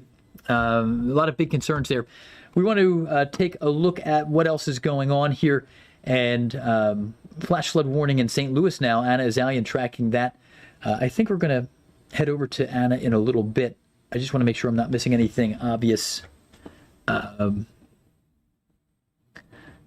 I appreciate Jesse and Anna for answering some of the questions here from our viewers on YouTube Live. So the YouTube Live simulcast. All right. It sounds good. Yeah, Anna, let's go over to you here. I'm gonna just catch up on a few other things and tell us about some of the recent flash flooding and some other storm reports, and maybe take us forward in future radar as well. Yeah, flash flooding is one of the risks that we haven't really touched on yet, but it is actively happening. So let's start with the warnings, then I'll show you the storm reports of the flash flooding that has come in. I'm going to zoom into the St. Louis area because that is where our most widespread flash flooding is taking place. And up until recently, the flash flooding was isolated to east and west of the St. Louis metro, but now St. Louis itself is included in these flash flood warnings. So let's zoom in a little bit more here and break down the details. So a lot of different flash flood warnings out until 8 p.m. to the west, 9:15. St. Louis itself kind of split in half here, 8:15 and 9 p.m. Central Time are when those flash flood warnings will be allowed to expire. Further to the east, we're talking 9 p.m., 8:15, 6 p.m. So you definitely want to be looking at your AccuWeather app and at your specific location if you're in this area to see when the warning for your specific location expires. But giving you the general gist of things, active flash flood warnings until ranging from 6 to after 9 p.m. Central Time. So let's take a look at, click off of that, at the storm reports and see what has already come in. Sometimes it's an active flash flood report that then leads to the warning. Other times it's the warning, then the storm reports that come in. So we do have some active flash flood reports here. I'm going to move this over a little bit. We'll go west to east, just like our storms are moving. We have highways closed because of flooding. This is not the only highway closed report coming in. Missouri State Highway Patrol in Camden County, Missouri, reporting a swift water rescue at the low water bridge. It definitely gets concerning once we start talking about the water rescues. Any kind of flash flooding is dangerous, but once we start talking about water rescues, that's when things get to a more dangerous situation. And in some cases, can even lead to a flash flood emergency being issued. It's the highest level of flash flood alert that the National Weather Service can issue. We have cars stalled in Marion County, Illinois, after hours of persistent rain, about an hour and a half of persistent rain. Several flooded roads further to the north. All right, clear on the network. We are continuing on YouTube Live. Water flowing over several low-lying country roads in Effingham County, Illinois. We're talking about water approaching Highway 40 in some areas. We're heading further to the east. We don't have flash flood warnings in this far to the east just yet, but we do have reports that have come in 4:41 Eastern Time. High water reported on a roadway around the Bloomington area. We have street road flooded and roads closed because vehicles are stranded. I'm going to zoom out a little bit more here, kind of give you the big picture overall. That's most of the flash flooding that we're talking about. I want to turn off the storm reports. I want to zoom back in one more time, and I want to look at the rainfall. How much rain have we seen in this area over the last 24 hours? We're going to turn on the eyedropper tool and look at some of these areas. 3.8 inches within this flash flood warning, 3 inches, another area of yellow, some more rainfall, 3.9 inches. That's certainly going to lead to flash flooding. That's a lot of rain in a short amount of time. So just a reminder that the tornado warnings, those are very serious, and I think they capture our our first attention because that's the most severe warning most of the time. But flash flooding is certainly something that's concerning. And I actually want to go further to the north because talking about where the tornadoes are, we do have some flash flooding happening here as well. I know we have someone in our YouTube chat that's been very concerned about Beatrice. The current concern there continues to be flash flooding overall. We have a flash flood warning in Gage County, Nebraska, and then one in Washington County, Kansas. And how much rain are we talking about in these locations? 3.4 inches, 3.8 inches. Yeah, that's going to bring some problems, but you can see some severe storms moving in this area as well. All right, that's the main look at the flash flooding. A little pause. Welcome back to our network viewers. You're just in time to, Geoff, if you're ready, we'll head back to you and get back caught up with especially these confirmed tornado warnings that we have.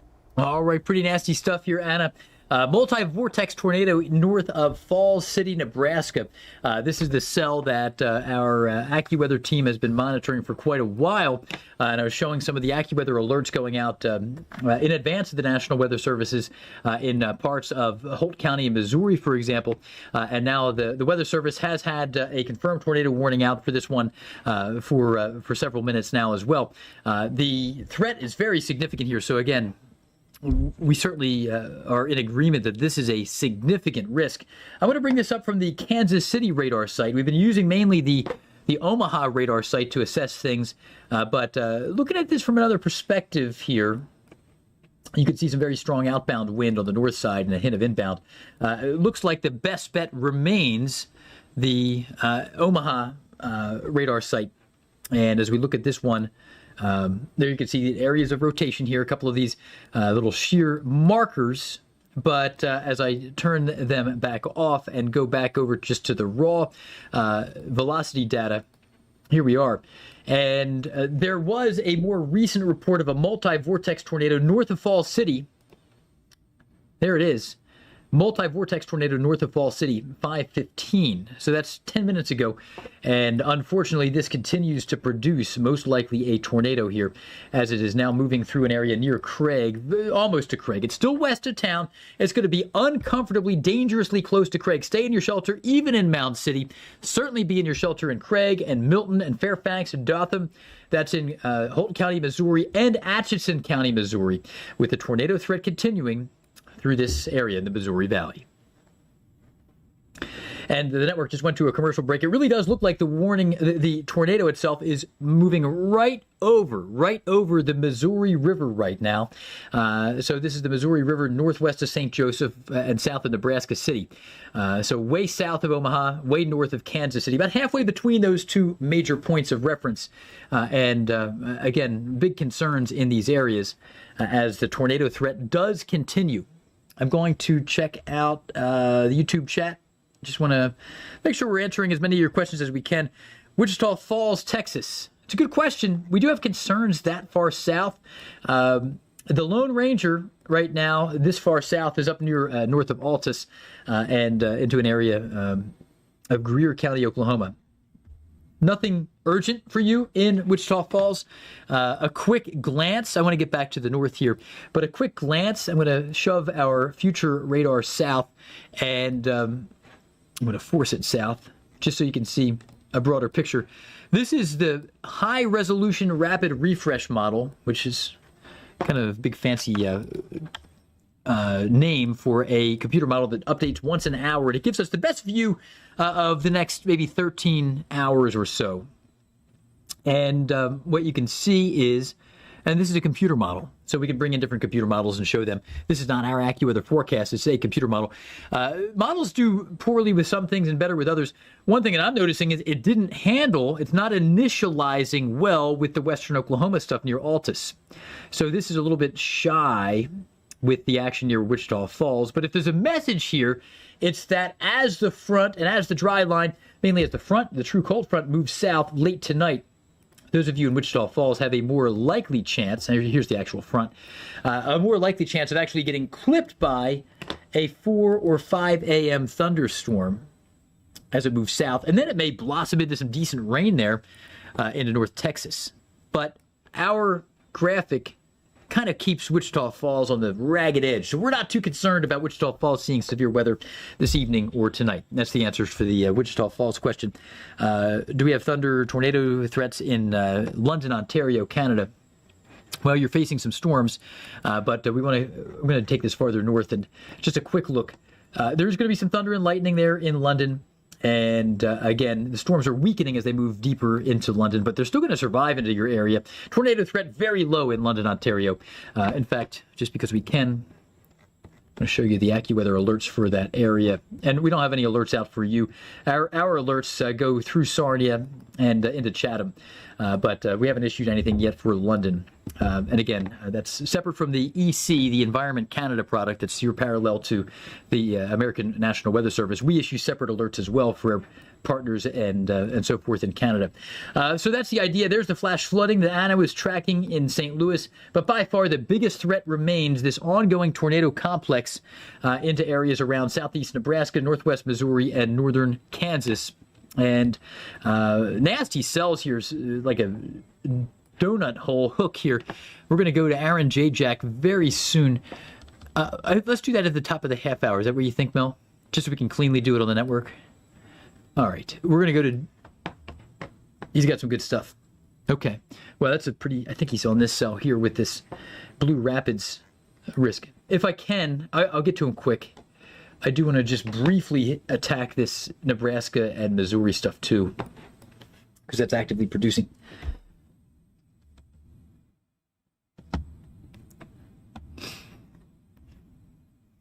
All right, he has a tornado. Thanks for joining us here on the AccuWeather Network. We're tracking tornado threats in parts of Missouri, Atchison County, a cell moving into Holt County, even leaving Richardson County, Nebraska. But we want to take you down into Kansas because Aaron Jack is on an active tornado right now, I believe, if I'm hearing him properly. Aaron, I know you have a funnel cloud. Yep. What are you seeing and where are you? We just had a funnel cloud that came about halfway down, but you can see the rain curtains wrapping around in here. Rotation's right in here, so it's likely a weak tornado in there. It was almost fully condensed down, but this is the supercell that's just to the east of Blue Rapids, Kansas. It's moving off to the east, northeast. There's a little funnel in there right now, a little wispy funnel in there right now. So it's producing multiple vortexes in there. They look pretty weak. I can see the rain curtains wrapping around. This is a dangerous supercell, though, moving off to the east, northeast. This is, there it is right there. It just touched down right there right now. You can see it. Let me turn the camera around. Hold on. There it is. Hold on. Tornado in progress right now. Blue Rapids, Kansas. Tornado just touching down, condensing all the way down right now. Do I still got you guys? Can you hear me and see it? We're still with you. We are still with you. We can see it. Yeah. Okay. Yeah, and Aaron, you've been on this for a bit. Is this the first? This is the just east of Blue Rapids, Kansas. Aaron, are there many homes around the area, or is it pretty rural? It's other than that town of Blue Rapids I just went into, I think it's pretty rural as you get north here. You can see it occluding in, getting the rain wrapping around. It's still tornado in there, though. You can see the funnel cloud not fully condensed. You can see those rain curtains just wrapping around here.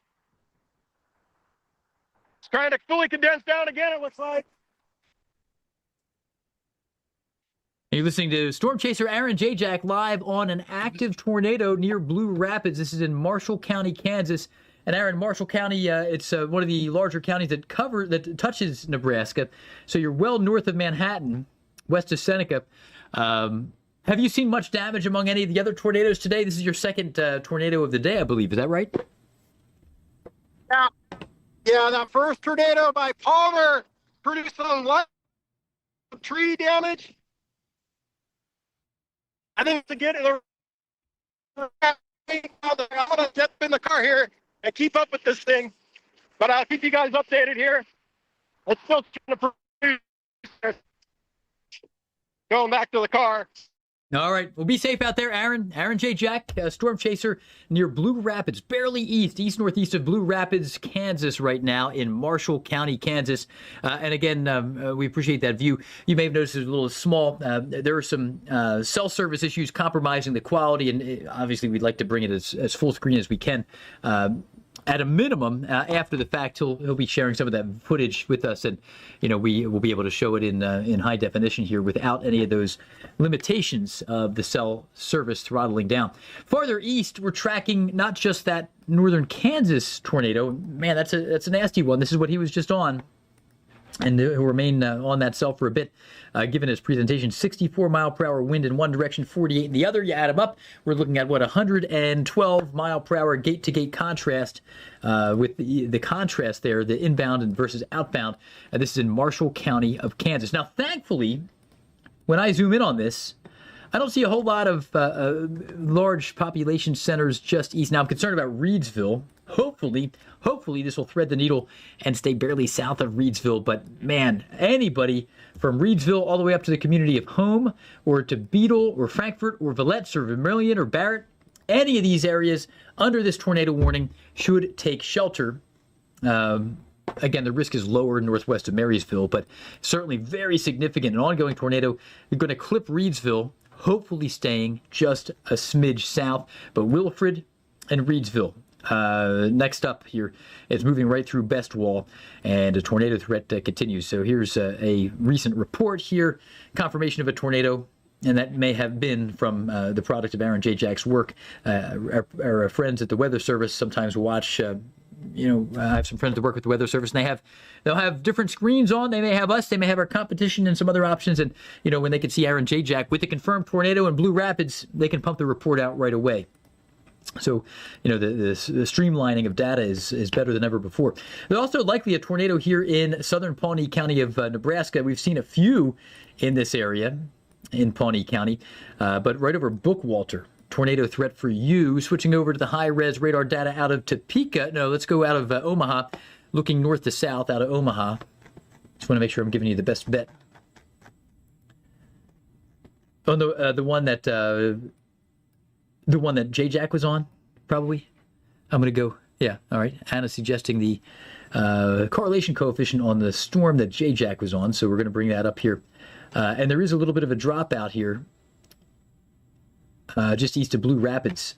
And it's likely this guy here, where that is probably some debris that got lofted up. As we can check that out, yeah, it does correlate very well. Yeah, good call there, Anna, with the correlation coefficients showing a dropout. So that this product here is showing us that there's different stuff being detected by radar.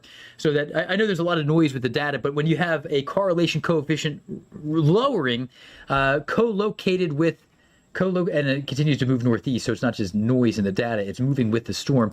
Co-located with the couplet, right here where you have the strong rotation, that's a sign that there's debris being carried up into the atmosphere. And that's what we're seeing right there. Heading farther north, look at this view from Omaha. We have a couple of different cells that are causing likely tornadoes. One possibility, this is radar indicated, it's a little bit broad brush, but there's certainly some rotation near Bookwalter, south of Burchard, in Pawnee County of Nebraska. Then we get into an area where there's a high confidence in a tornado. This is moving through the area of Atchison County, Missouri, and it clipped the area of northern Holt County, Missouri. This area, strong rotation, very strong. And as we switch over to the eyedropper tool, you can see the magnitude, 77 mile per hour versus 48. So here we're looking at about 125 mile per hour contrast from one side of the storm to the other, the inbound versus the outbound. What does this look like from the Kansas City radar perspective? I don't want to waste our time, but the radar site is north of KC. And I think it's worth looking at. Sometimes it's good to get a second opinion, just a second view of things. I'm going to clear off the pixel query. So the radar data is not as clean here, but our best bet's certainly going to be coming out of Omaha. So sometimes it's just good to get a second opinion, different model or different radar sites to look at the storm from different angles and so forth, and sometimes it's more productive than others. We also have a tornado warning here into an area in southern Page County of Iowa and northern Nottoway County of Missouri, and this area is facing a risk. It's a little bit lower on the scale, but still a risk. There's the outbound, here's some inbound. Red moving away from the radar site, green moving toward the radar site. So it's basically straddling the state line, the Missouri-Iowa line here between Nottoway and Page counties there, Nottoway County, Missouri, Page County, Iowa. So that's kind of the summary of the ongoing tornado threats. I love the trend here for our friends in Omaha and Lincoln. I really do, because we never want large population centers to be impacted by severe weather. And there's no guarantee that you won't see severe storms. And there is a pretty nasty little thunderstorm moving through Lincoln right now. But the storm that's moving through is not quite severe. And Omaha, you still have some time. But the structure of the storms approaching you in Omaha are not matching that we're seeing down near Maryville and other areas farther south into Fairfax and north of Mound City. So we do have some concerns out there regarding these ongoing storm threats, even in Lincoln and Omaha, but the threat's much, much higher. Significant risk of tornadoes farther south, where we're seeing active tornadoes right now, into areas around Fairfax, Missouri. And again, going back to the high-res radar data out of, I still kind of favor Omaha for this right now based on the radar presentation. The velocity signature is showing we're really dealing with a nasty storm here, moving through an area approaching Oswald. Really, Dothan is going to be next in line. But if you're in Oswald, take shelter. You can see there's also a destructive severe thunderstorm warning because of damaging straight line winds with this as well. But the likelihood of a tornado embedded within some straight line wind threats as well. All big concerns. There's a beefy severe thunderstorm warning out to Nottoway County into Maryville because of the high likelihood that you're going to face strong winds. And again, there's not much surprise here with this multi-vortex tornado moving north of Falls City earlier. We saw that. That was reported 25 minutes ago. The current status with that storm, that's the one that continues to bring us that nasty signature. The Falls City tornado that passed through that area north of there. That's still the primary tornado threat approaching Dothan and Oswald in Atchison County, Missouri. Generally has lifted north of Holt County, Missouri at this point. And heading farther south, northern Kansas, this is the cell that Aaron Jack just documented a tornado live with us near Blue Rapids. Getting a little bit murky, but still, despite all that extra rain-wrapped, likely a tornado just south of Reedsville. Our AccuWeather Network viewers are going to rejoin us here in 2 seconds. I think I got myself backwards. We just sent the AccuWeather Network to break, but yeah, thank you. But you're still with us on YouTube, so there's that. We appreciate that. All right, we are tracking. We're going to track. People are wondering about Ohio. Hey there, Sean Orton. Good to see some friends from the weather world on various corners of the world of weather on Twitter and Facebook and so forth. Thanks for joining us here, Sean. This is exciting. We've been doing this more and more frequently here on YouTube Live. I guess this is maybe our 6th one of these.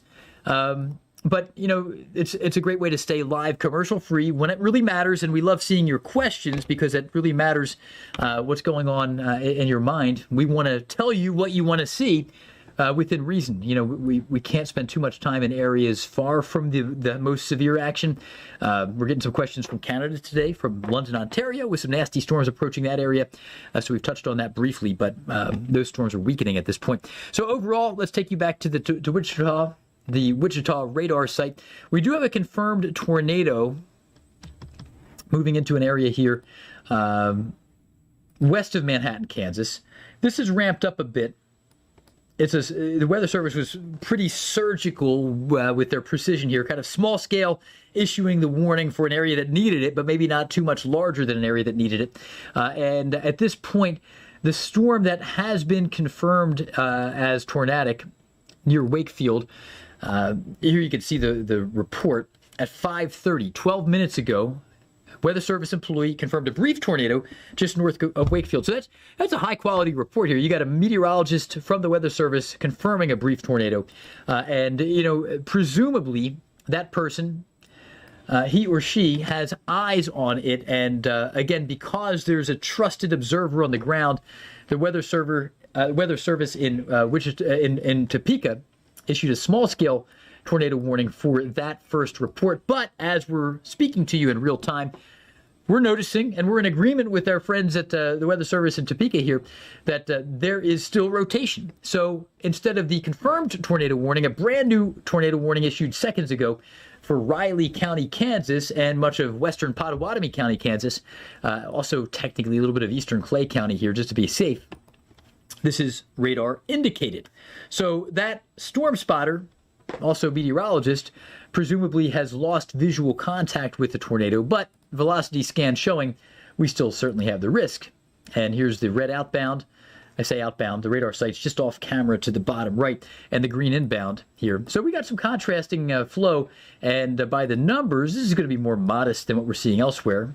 But what, 50 minus 2 plus, so we're looking at 77 mile per hour gate-to-gate shear, 77 mile per hour contrast. And there are a lot of days when we cover tornadoes in the Northeast where that's about the ceiling. That's about as bad as it gets. So there is still a very possible tornado knocking on the door of Riley, Kansas. Take shelter in Riley. We got the risk of a tornado moving into your area. And it is a storm that did produce a tornado 14 minutes ago. So I want to touch on that with our AccuWeather viewers briefly when they come back. But man, the main event here remains farther north. And Mel, I guess we'll go to Anna in this next block as well. And she's been tracking other reports, the flooding and the future of these storms here into the evening. So, hey, we appreciate you guys on YouTube Live. Kansas City, you are at risk generally in the next 2 to 5 hours. Nothing urgent for Kansas City. It's still a few hours out there. Madison Bragi asking about Kansas City. All right, thanks for being with us here on the AccuWeather Network. Tracking a few different things, including a confirmed tornado here in an area a little west of Wichita, a little west of Topeka. We got severe wind and hail west of Wichita, but a bit west of Topeka still, west of Manhattan, Kansas. Recently, a National Weather Service employee from Topeka had eyes on a confirmed tornado. Again, a small scale confirmed tornado warning was issued. Presumably visuals on that tornado have been lost because even though there's still rotation, the most recent warning has been issued as a radar indicated warning. But this is a cell that's still rotating right over Riley. So there's the possibility of a tornado right over Riley, Kansas. All right, so that's the latest for that cell. We're going to work our way farther north. We have big concerns, very big concerns. I want to briefly take us to a view of the Omaha area radar, looking into northwest Missouri. And then we're going to get to Connor McCrory here, and we'll get a quick look at what he's actually seeing. But again, this may be, this is still a significant risk of a tornado, and a combination of fierce straight line winds, but also a couple of areas of perhaps enhanced rotation. One near Oswald and also one near Dothan in Atchison County, Missouri, far northeastern Holt County, Missouri, and moving into Nottoway County, Missouri as well. Fierce winds embedded within that as well. But let's go to Connor McCrory. Connor, you are joining us now live from Blue Ridge, Kansas, and this is an area, Blue Ridge, Blue Rapids? Blue Ridge? Blue Ridge or Blue Rapids? Okay. That's Blue Rapids, Kansas. My Blue bad. Rapids. No, that's totally good. Totally good. So, Connor, I know that we have a confirmed tornado warning out there in Marshall County. And how's it going?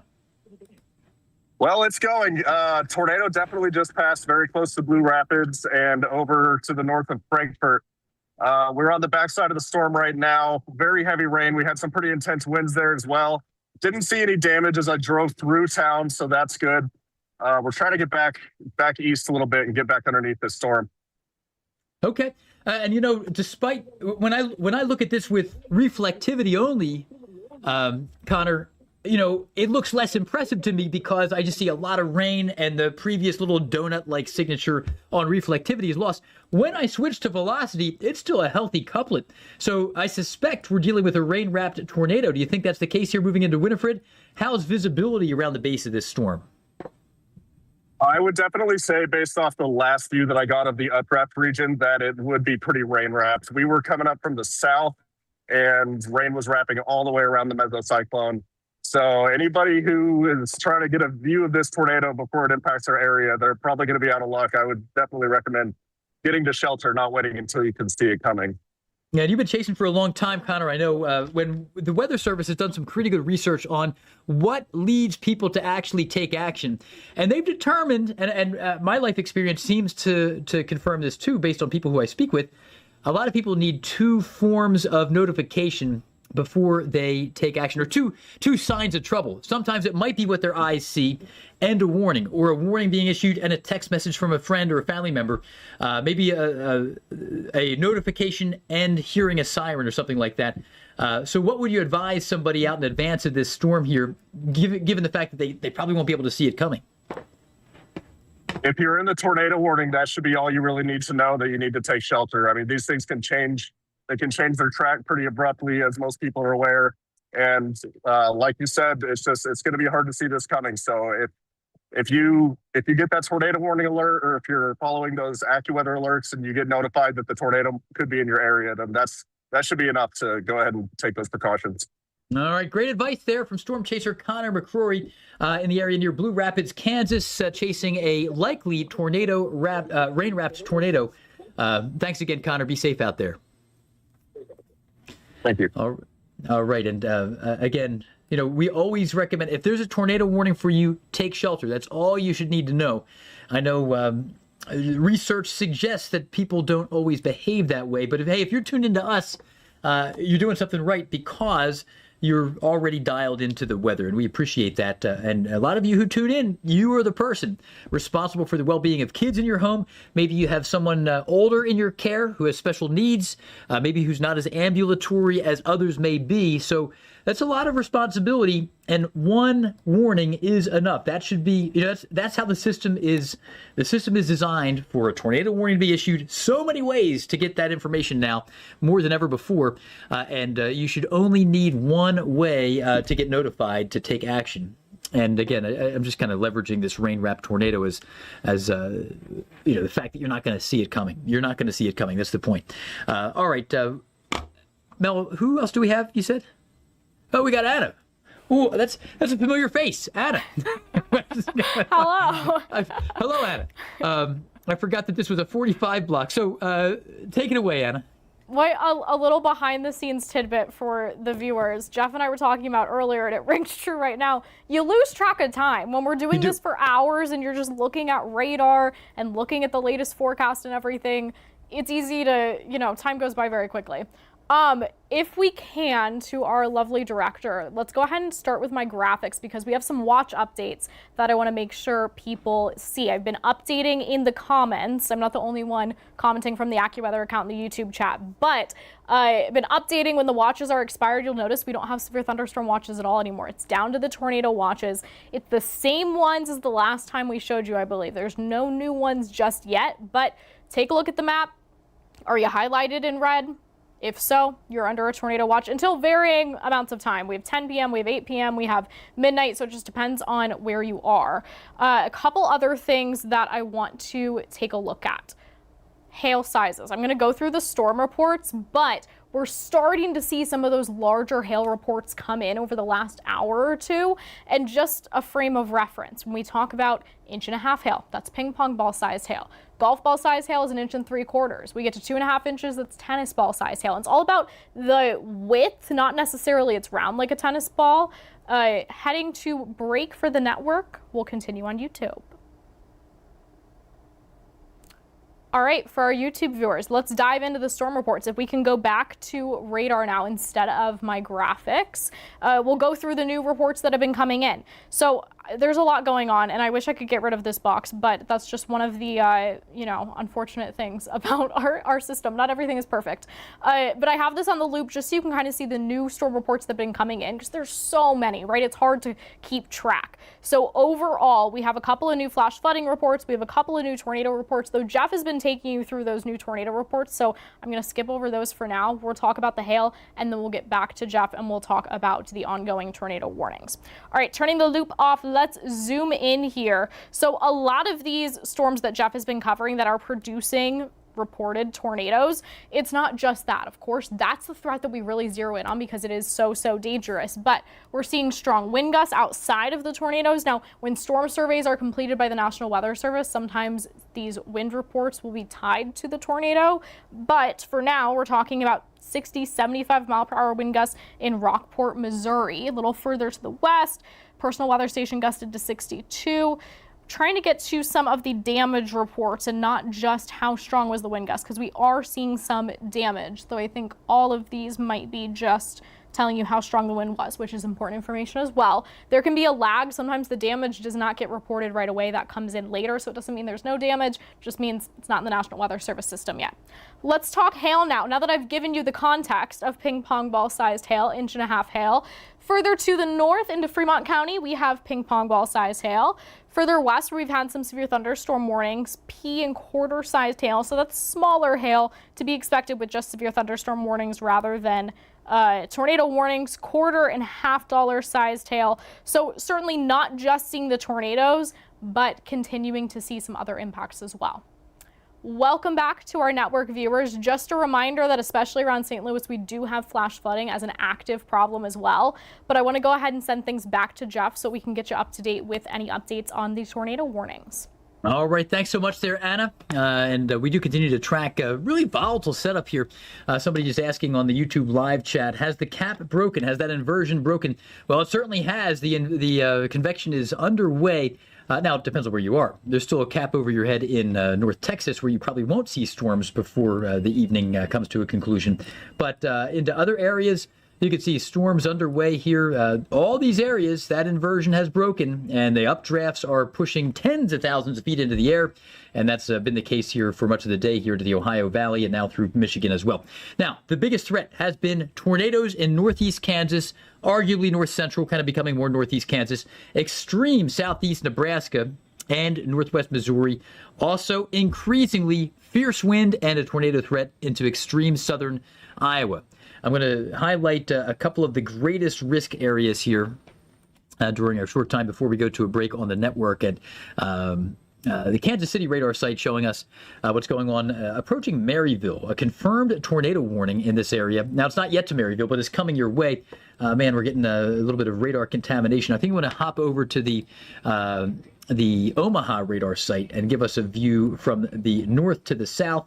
So here we have a combination of fierce winds. Straight line winds are a big concern with this, but also the risk of a tornado here as well. And when we turn the reports on, we have seen some reports of various different tornado touchdowns earlier north of Falls City, but also some fierce wind, 84-mile-per-hour wind gusts just reported in Shambaugh, Iowa. Page County, that was at 5:47 Central Time, 8 minutes ago. Be careful. That's nasty stuff. We just sent the network to a commercial break, and they'll be with us for a longer 11-minute block coming up. But that new report, 84 miles per hour, just 8 minutes ago. Nasty stuff there in eastern Page County of Iowa. So there is a tornado warning for this, but also that peach-colored concurrent destructive severe thunderstorm warning. And the biggest hazard here is going to be straight line winds for a widespread area, but also the risk for an isolated tornadic spin up as well. So that is a big concern there in that area.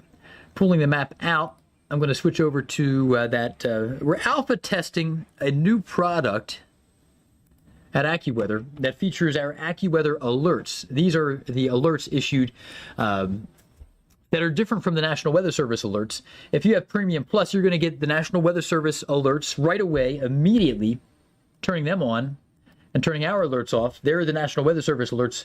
But also, sometimes you may want a second opinion, and sometimes we'll issue alerts out a little bit in advance of the Weather Service alerts, and that's what we're seeing here in other areas in advance of Bedford. So the AccuWeather alert, you can see that we're dealing with, in this case, the risk of a tornado, and it's priority 1 because it involves the risk of a tornado until 7:30. That's the AccuWeather alert out here for an area like Blockton, for example, or Clearfield in Iowa.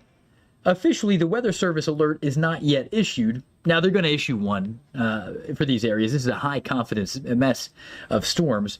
But again, at this point, that's just a sign of the early warning you get with the AccuWeather alerts there. Kind of a nice thing. This is still kind of beta testing. It's not fully fit for public use yet, but that's something I just wanted to show you that there's always something that our team is working on. Other teams here. I have way less to do with that than the network stuff here in the YouTube Live, but it's cool what they do here among other departments. So again, tornado reported at 5:15 Central in Waterville, Kansas. Dawson, Nebraska, with a cone tornado near Dawson. That was a cell that actually was a cell merger. It was coming in from a different direction, interacted with a cell that had been a tornado emergency warned tornado. That was out off to the west. And then this new one came in, and it spun up another tornado with the cell interaction. But overall, I'm going to go back to the big picture, giving you kind of a reset. And as the network rejoins us here very soon, I want to make sure our forecasting department hasn't made any updates to this graphic or others. Kayla Schuster, our another meteorologist, with the latest version of our tornado watches. The middle one that I'm going to highlight is a PDS tornado watch. So that one, that's for unusually high risk. That one that I'm scribbling all over. But there is a tornado threat into Wichita Falls, highly conditional. We don't know if there will be a storm there, but if there is, it could be one that goes gangbusters. We're not seeing much convection down in Texas yet. We're just beginning to see a little bit of convection along the river, a couple counties west-northwest of Wichita Falls. But we're way more confident in the Woodward area, Great Bend, Manhattan, St. Joseph, areas around the southwestern part of Iowa. So I don't want to break the graphic there. Labels are more appropriate the way Kayla had set them. But that's one big concern. And I just want to make sure that the latest version of this other graphic is what we intend to be showing. No new updates, I don't think. All right. Thanks for being with us here on the AccuWeather Network as we're tracking a dangerous, volatile, severe weather setup. Numerous tornado threats on the map. Kansas, a little bit of Nebraska, northwest Missouri, southwest Iowa, and then perhaps into Oklahoma later on. So those are the biggest concerns. And if we look at the analysis tools here, we can bring up the radar. I'm going to turn off the reports. They just overwhelm the view. But as I zoom out, 1, 2, 3, 4, 5 tornado warnings. 3 are radar indicated. 2 are confirmed at this point. Generally stretching from an area of southwest Iowa down to north central Kansas, north of the Little Apple, north of Manhattan, Kansas. And as we switch over to the high-res radar data out of Omaha, we can see what's going on here with this cell approaching Clarinda, or approaching Bedford and moving through Clarinda. In fact, I think for the first time, it may be time to use the Des Moines radar here for the first time of the evening because it is making it a little farther east. And here you can see this signature. And again, this is hitting, the storm is racing this way, but that's not impacting the radar. It's not the vector of the radar site direction as much as we'd like it to be. So the signature here is not as strong as it would be from another angle. But overall, we're dealing with the risk of some rotation here in this area and also straight line winds. So there's a tornado threat generally moving through this area embedded within a broad zone with just fierce straight line winds. And we've seen a recent report of 80-some mile-per-hour winds, 84 mile-per-hour winds in the area near Shambaugh. So, again, the tornado threat is possible near Bedford. There is a risk of a tornado here in that general zone, but there's fierce west-to-east straight-line wind impacting many areas in that area, or many areas within. This is Taylor County, Iowa. Heading farther south, we're tracking some other storms. I'm going to bring up the Kansas City radar site for this one. And approaching Maryville, Missouri, there is the risk of a tornado. This is a pretty good distance north of the Kansas City radar site. Oh, man, 112 miles. I wonder if still our best bet may be from Omaha. And I think that is going to be the case. It's just it's such a long distance as I bring up the velocity scan. The view from Omaha down to this one. It is closer, even though it's down in Missouri. And here we have the obvious look of a couplet, red outbound, green inbound. So there's some rotation here in this area south of Burlington Junction and approaching Maryville. There's also straight line wind potential, but this is another area of concern. Turning the reports on, this storm has a history of producing a multi-vortex tornado north of Falls City. As we work our way farther south, tornado threat on the map here. We're going to go back to the Omaha radar site for this one. And a quick look at this cell. Man, this looks a little bit like it's evolving rapidly and is favoring the far northern part of the latest warning. So here we have inbound versus outbound. I know it looks a little bit murky, but that's a strong inbound signature there north of Table Rock. So your likely tornado is going to be up in the northeastern end of Pawnee County, about to clip western and northwestern Richardson County, and soon to reach southern Nemaha County. There it is. That's the general zone. And I'm really trying to key in on this strong inbound signature there with some outbound. So it's north of Table Rock where this tornado would be located. As we step farther south, we're going to get down into northern Kansas. And here we will use the Topeka radar site. And the velocity signature here, very obvious. This is the cell that we talked about with one of the storm chasers just a little bit ago. Where it's probably rain wrapped. This particular view on radar doesn't jump out at me as an obvious tornado threat. This one does. So this is the velocity signature, and the velocity is still strongly rotating, even though it's deeply embedded in a large shield of rain. So this is one that you're not going to see coming. Tornado threat here on the map into eastern Marshall County of Kansas, soon to reach western and northwestern Nemaha County of Kansas. A rain-wrapped tornado, very likely. Radar, it's confirmed tornado, I should say. And again, near Blue Rapids, this was a confirmed tornado. A storm chaser saw it, and we talked to Connor McCrory about that. Let's go to Tony Lawback a little farther south. Tony, you're on the prowl. What cell are you on? Are you near Westmoreland or Oldsburg? What's going on, Tony?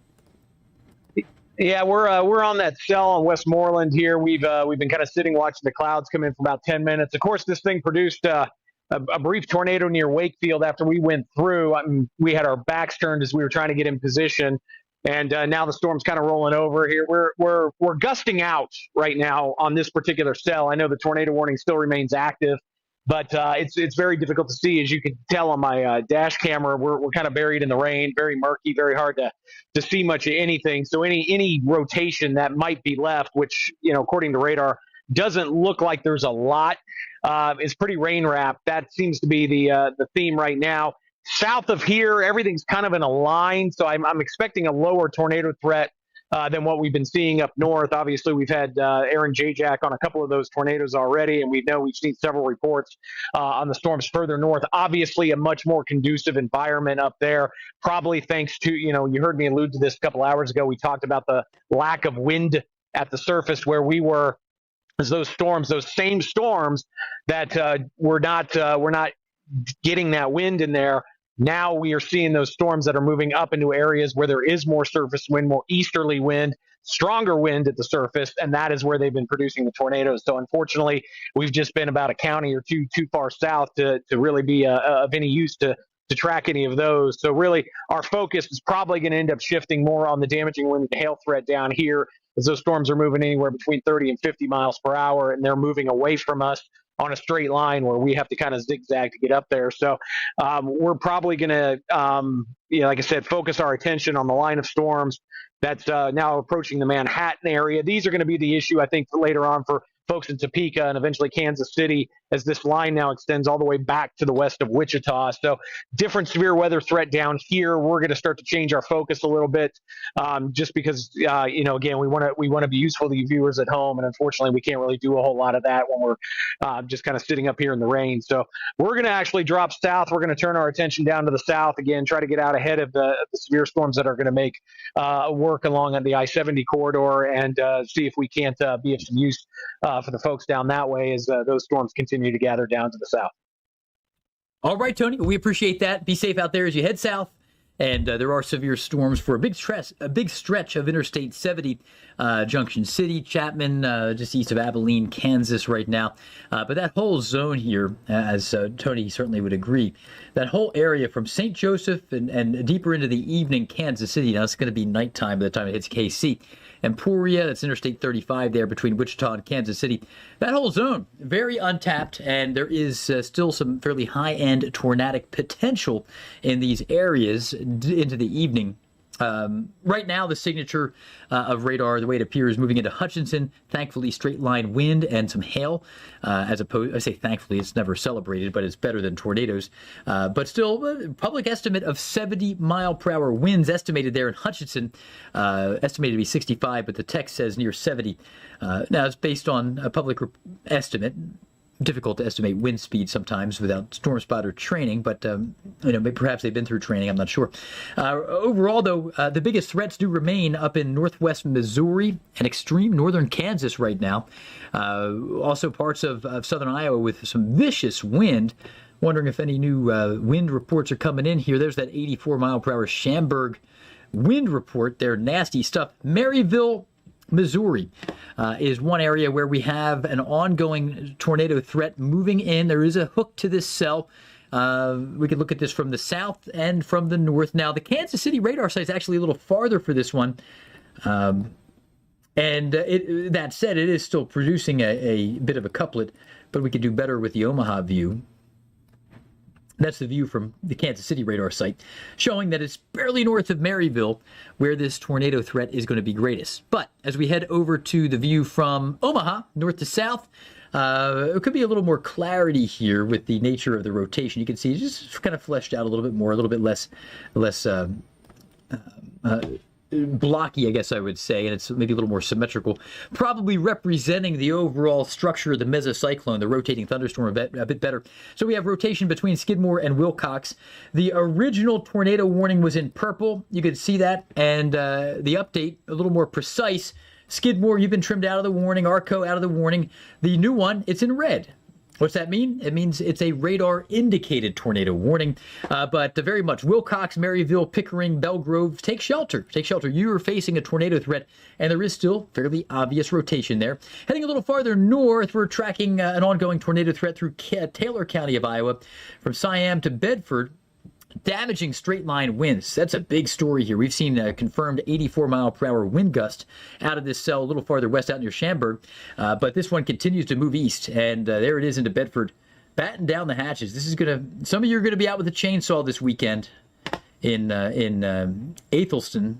This is in southern Iowa or Nottoway County, Missouri, near Hopkins, where you're gonna have some tree limbs coming down this weekend. And a quick look here while you are still with us on the AccuWeather Network before we go to break. The latest outages. Hey, not seeing a whole lot of outages yet there to the west, but Michigan's been pinned at 87,500 addresses without power. Indiana, between the two of the states there, we have over 100,000 addresses, over 200,000 people without power right now. And we're continuing to track an ongoing severe weather threat. Stay with us here on the AccuWeather Network. And thanks for being with us on YouTube Live. I just want to make sure I'm not missing anything. Oh, yeah. Man, Jesse, 15 minutes ago, you suggested this. A couple of things. We do want to mention, like and subscribe to our YouTube channel, because if you're here now, hopefully you're enjoying it, and we want you to come back next time. So like and subscribe to our YouTube channel. Maryville, one area that we're facing there, the ongoing tornado threat is escalating near and barely north of Maryville, but certainly in town as well. 11,000 people. It's a big population center. I'm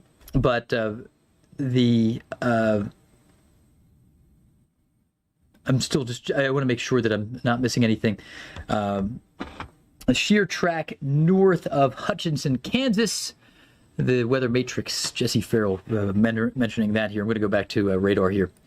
Oh, that's nice. Yeah, nice view in Hutchinson, Kansas with some nasty storms. So the shear track north of Hutchinson, Kansas is something that caught Jesse's eye here. I need to bring up the whole radar there. So this is an area of storms that are being warned as severe, but not tornadic. So as I bring up the Wichita radar site, here we are. The shear track is going to show the history of, so it's a large area, but you can see it's fairly broad. It's a large area where there's been some rotation, but it is not very focused. So it's a very long history of some degree of rotation, but it's over kind of a broad area. If we look at the wind reports, you can see there's a 70-mile-per-hour wind report coming in from Willowbrook, Kansas. And again, there's been some rotation here, but not a whole lot of clearly defined small scale rotation that would focus the mesocyclone to produce a funnel. I think that's the general idea. That's at least my take on that shear track. It looks fairly broad, but it's impressive. And Willowbrook, Kansas. Another thing that I think is a great product, and we should use it more frequently, is the shear track. Where has hail been? I'm sorry, we just said that. The hail swath. Where has hail been occurring?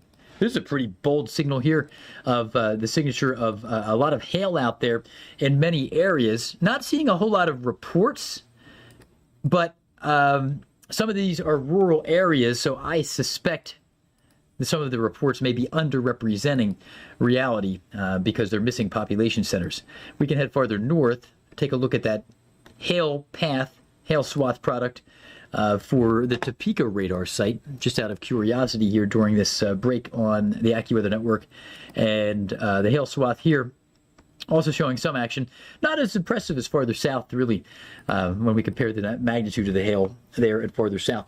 So we're dealing with some nasty storms here approaching McPherson, Kansas. Also a big population center there. It's all relative, but 14,000 people in McPherson County there. That is home to, it's kind of like the economic hub of the area. You know, you got the big grain silos and people come in from all directions. That's where you go to the grocery store and so forth. And 14,000 people facing that risk with damaging wind and hail in McPherson, Kansas. Junction City, with similar note there into Geary County, Manhattan, Kansas. The Little Apple facing a damaging wind and hail threat right along Interstate 70. Heading farther north, though, that tornado threat is still with us, and we can take a look at that here when the AccuWeather network returns, as we are continuing to track some nasty storms through many areas. A brand new tornado watch issued for Kansas City and Wichita as well. Thanks for being with us here on the AccuWeather Network. We continue to track an ongoing severe threat, and a brand new tornado watch has just been issued here for areas around Wichita and Kansas City. So this is the highest population tornado watch so far for the event, and this is going to be running until 1 a.m. Central Time. We have labels on some of the other ones, so there it is. Well, you know what? I think we're going to need to relabel things because this new one is just a little bit too, it's kind of getting in the way of the old label. But anyway, Kansas City and Wichita, you're under a new tornado watch until 1 a.m. I just wanted to show you kind of the raw version of that because that's a brand new thing. And overall, our risk area for severe weather continues into eastern and central Kansas and into central parts of Iowa with a high risk in those areas. That is 3 out of 4 on the AccuWeather 4-tiered severe threat index. Areas like Hutchinson, Kansas, about to get walloped by severe weather, damaging wind and hail. Junction City, and heading down into McPherson, Kansas, I think they say, and into Hutchinson. Those are big concerns there. But as we head farther north, beyond the damaging wind and hail threat, those threats are present, but also accompanied by a tornado risk in parts of extreme northeastern, north central Kansas, southeast Nebraska, northern Missouri, and a little bit of southern Iowa right now as well. So as we switch over to the high-res radar data, here we are looking into, let's go to Omaha. Well, here I'm going to go south to north. Topeka, Kansas. This is a rain-wrapped tornado threat. And once again, it's kind of cycling through different characteristics here. But even before we bring up the velocity data, what do you notice in this? See this little comma shape? Almost looks like an ear or something. That is a signature of the rotation, how it's being reflected by the format of the rain and some hail perhaps as well. But as we go over to the velocity signature, you're going to see right here strong rotation in that same zone. So inbound versus outbound, there's your area of rotation between Summit and Axtell. An ongoing tornado threat is present there, and this is moving through eastern parts of Marshall County into western Nemaha County of Kansas soon. Initially issued as a confirmed tornado warning. The latest update trimming the confirmed area down to red. So that is a sign of the Weather Service no longer having confidence in visual confirmation of this. So it's a radar indicated tornado threat, but still we'll continue to track that as well. So overall, as we pull the map out, we want to check out what's going on farther north. Tornado threat there for some. So again, take shelter in Marshall and Nemaha County of Kansas, and also into Nemaha County of Nebraska as well. Nemaha County of Kansas, separate cell, Nemaha County of Nebraska. Separate radar indicated tornado warning here. This one also with, again, kind of a funny looking signature, but overall, the more you look at this stuff, the more it just kind of it jumps out at you, and you can see there is a degraded quality to the radar data south of that little semicircle, but that is where we're seeing an ongoing tornado threat. And then a little farther east, two other cells of great concern. Maryville, home to 10 to 15,000 people or so. There's a zone of rotation barely north of Maryville, radar indicated. Maryville, stay in your shelter. Stay in your shelter in Belle Grove, Maryville, Pickering. The most likely location for a tornado is actually barely north of Maryville, but take shelter in Maryville. It could happen right in your area too. And then a combination of fierce straight line wind and the risk of a brief tornadic spin up moving through an area here, including Bedford. And this is into Taylor County of Iowa. So that's the latest with the tornado threats. We want to head over to Anna Azalian with an ongoing look at what is to come. So Anna, how's it going out there with the reports and the future? Not a lot of new storm reports to show you, so I'm going to take you through. I know Geoff touched on the new watch, but I got the graphic updated to give you a little bit more detail, make it a little clearer, because we have a lot of separate tornado watches going on with a lot of separate time frames. But the big picture point, your takeaway, look at the map. Are you highlighted in red? Yes. That means you are under a tornado watch. On the AccuWeather app, you can see all of the watches and warnings for your specific location, how long they last. You can take a look at the hazards that are being flagged by the National Weather Service, give you a little bit more information and more of a personalized forecast, but here's the big picture takeaway. Now, I do want to take you through the rest of this evening. We've gotten some questions about people that, you haven't had severe weather yet. Are you in the clear? You had one round. Are you in the clear? Is there more to come? Well, let's take a look. So again, relatively zoomed out just because it's such a large area that is at risk for severe weather. So hopefully you have a general idea of where your town is on the map, and this helps somewhat. Again, the AccuWeather app, you can get a little bit more of a personalized look, zoom into radar. Future radar goes out 2 hours, all that good stuff. All right, we're going to take it hour by hour here, going to now 10 p.m. We're going to start to see more heavy rainfall as we head into the overnight. So flash flooding, we've already started to see it. It's going to become an even bigger concern, especially for northern portions of this area as we go through the overnight. So heads up as you're heading out and about tomorrow morning first thing. Just watch out for flooded roadways. You never want to try to walk or drive through them. It just gets very dangerous, and we could have some. Now, as we head into the overnight especially, we're going to start to see more of that line that's in Kansas right now. It's going to expand down into Oklahoma. I know Geoff mentioned earlier, at least this particular model, not doing a great job with some of the storms that are initializing before the line extends south. But just know we've had at least one severe thunderstorm warning. We still have one active in Oklahoma right now. More could be on the way as we head through the overnight hours.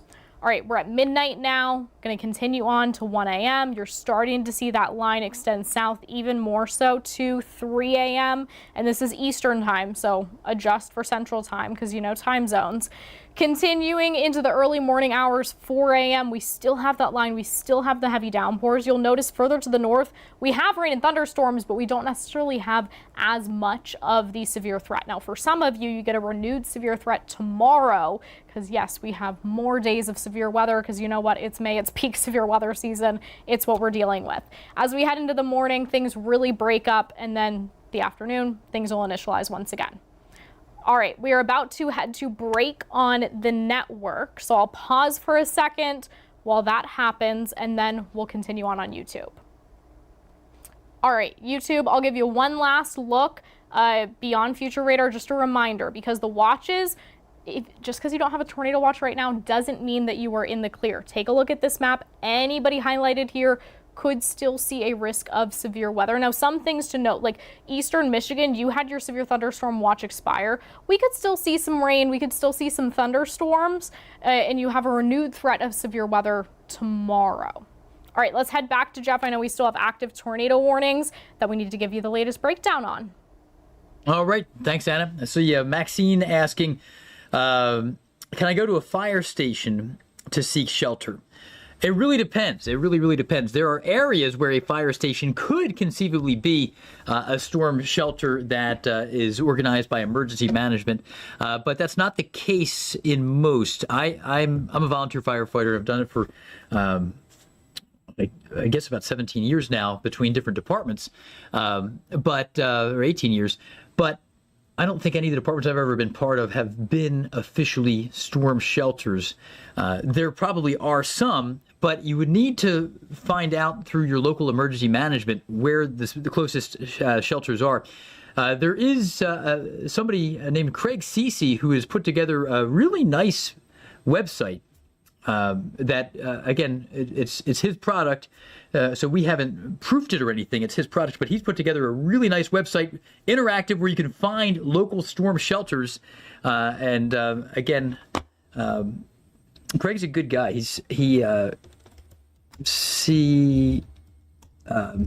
just doing a quick search. So, this has nothing to do with AccuWeather, but just I wanted to give his site a shout out.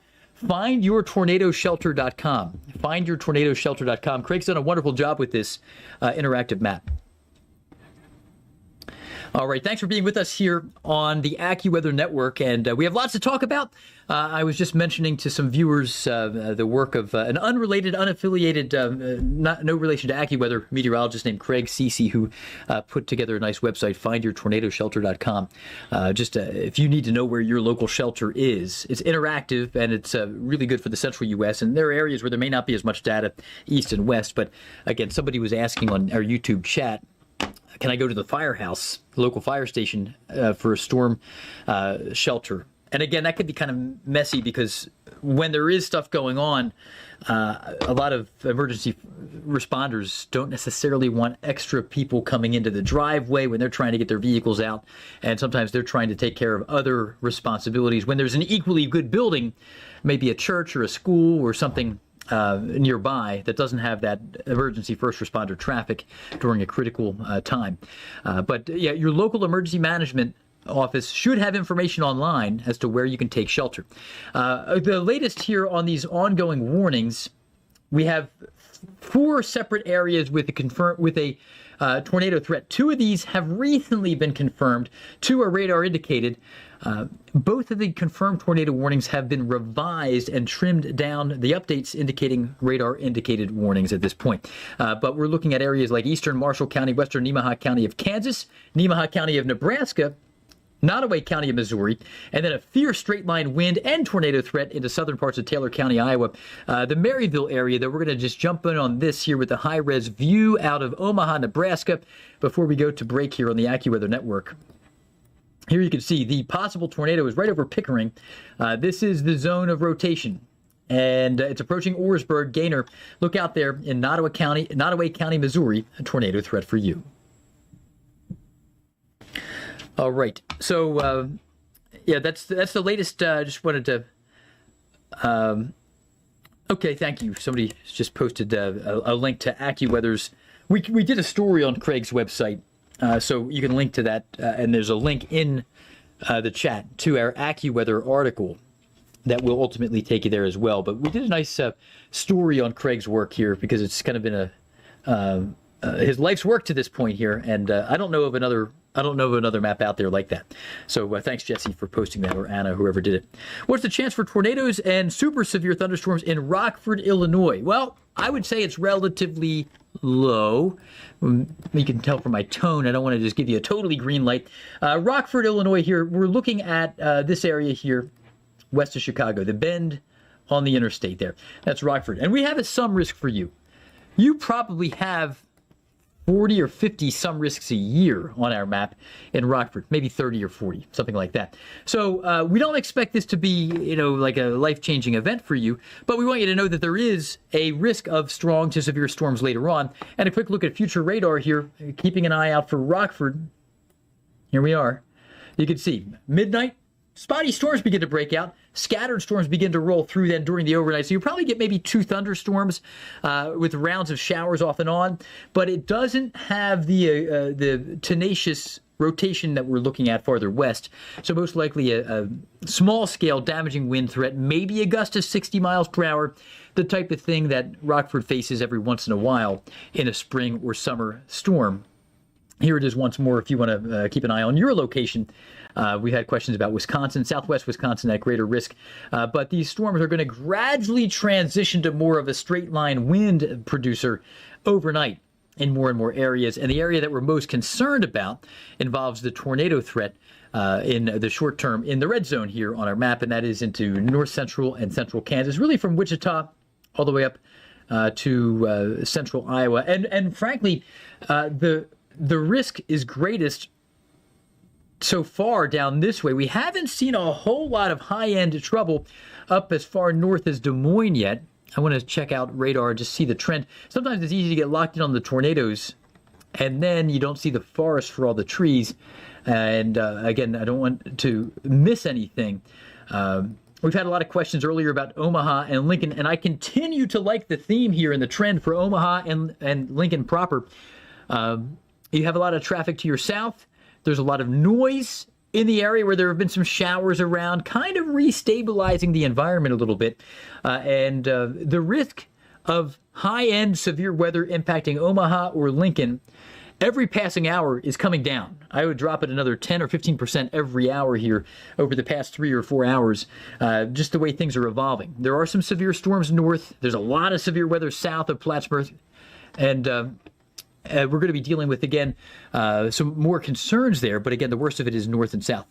Thank you, Knobs. I'm bringing in the latest risk map here. Our forecast team has just made some adjustments to our graphics. So here it is. I'm seeing this for the first time. Oh, that's good. I like this.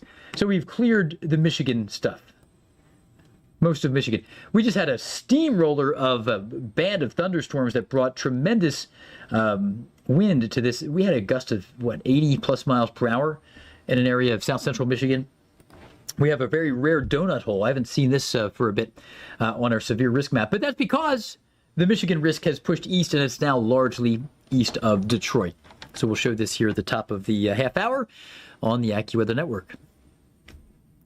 Thanks for being with us here on the AccuWeather Network. An update to our severe map. We've been talking about this here, how the Michigan risk was pushing east, and there were some concerns people had. Somebody even asked, should I go to sleep tonight in Grand Rapids? Yes, you should go to sleep in Grand Rapids. You can see, actually, we removed the severe risk for you.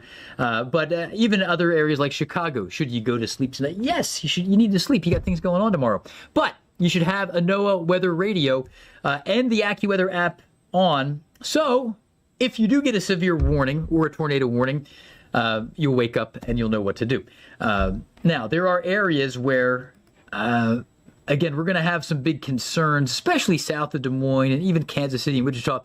There may be areas where, if you have kids and it's 11 o'clock and you have tornado warnings to your west only 1 hour away, I might stay up for that extra hour, hour and a half and monitor, and then you can make the call as to do you need to take shelter or not. And then after it passes through, you go to bed. If it's 4 hours away, I'd probably go to sleep, but I would have a NOAA weather radio on, so I'll get awakened when the risk rolls into your area.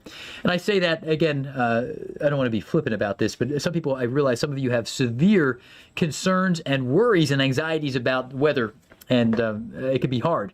But if you have a plan, and you know what to do when a warning is issued, take action. You're going to be in better shape. You can do it calmly. You can keep the kids calm, and everybody's going to be in better shape here through that plan of action. Now we want to go to Stormchaser and meteorologist Tony Lawback joining us from Kansas. He is north of Wamego, Kansas. We're going to take this south to north, taking a look at some tornado threats, all radar indicated at the moment, and also some severe thunderstorm threats farther south as well. So, Tony, how's it going out there? I know a beefy severe thunderstorm warning has been issued by the Weather Service. Yeah, we're trying to position down to Wamego right now. We're kind of looking at that I-70 corridor potential for some hail, maybe $half size, and some very damaging wind. 50 miles plus is what that warning is for here. Radar certainly has a lot of spunk with these. Once we get down to Wamego, we can definitely kind of start to see the shelf cloud out the passenger side window here as this kind of gets into view a little bit here. So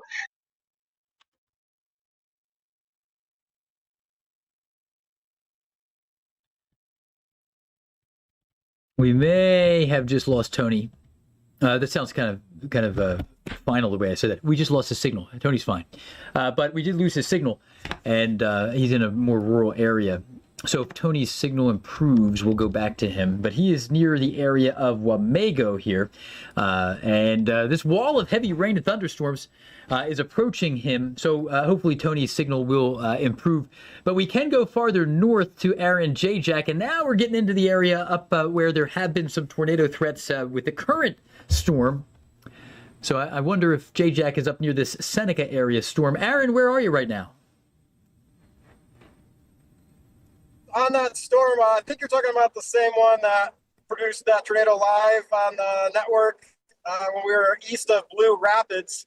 After I got off the network, I continued east, tracking that storm about 5 or 6 miles to the east. I got into this wind farm and a big multi-vortex tornado touched down. No funnel cloud. It was just a big, huge rotating base and vortices all over the place, ripping through this wind farm, causing some damage. I saw tree parts go flying, some kind of small building parts go flying as it ripped across the fields. Eventually raced off to the east, and I tried to keep up with it. Another big surge of rain came and wrapped up and kind of raced off to the north, and I think it maybe crossed the warm front. So I have bailed south from that storm. I'm actually moving to the southeast towards Topeka, Kansas, kind of transitioning to that threat that's going to come through Topeka here in a little bit. I got a line of supercells from where I'm at here, that Blue Rapids area, south and eastern Kansas. So I'm going to get ahead of this line. It's just off to my southwest right now. Last I looked, I did not see, I think there was one cell that was tornado warned, and then we've got a bunch of severe warnings. So I'm going to get east here, get some gas. I'm running low on gas. We've been grinding after these supercells for about 4 or 5 hours now this afternoon into the evening here. So get some gas in and try to get down to Topeka and see what these storms do as they come through a big population area here in northeastern Kansas tonight. Back to you, Jeff. All right, J-Jack, thank you. Hopefully you don't have to take out a mortgage to get the gas.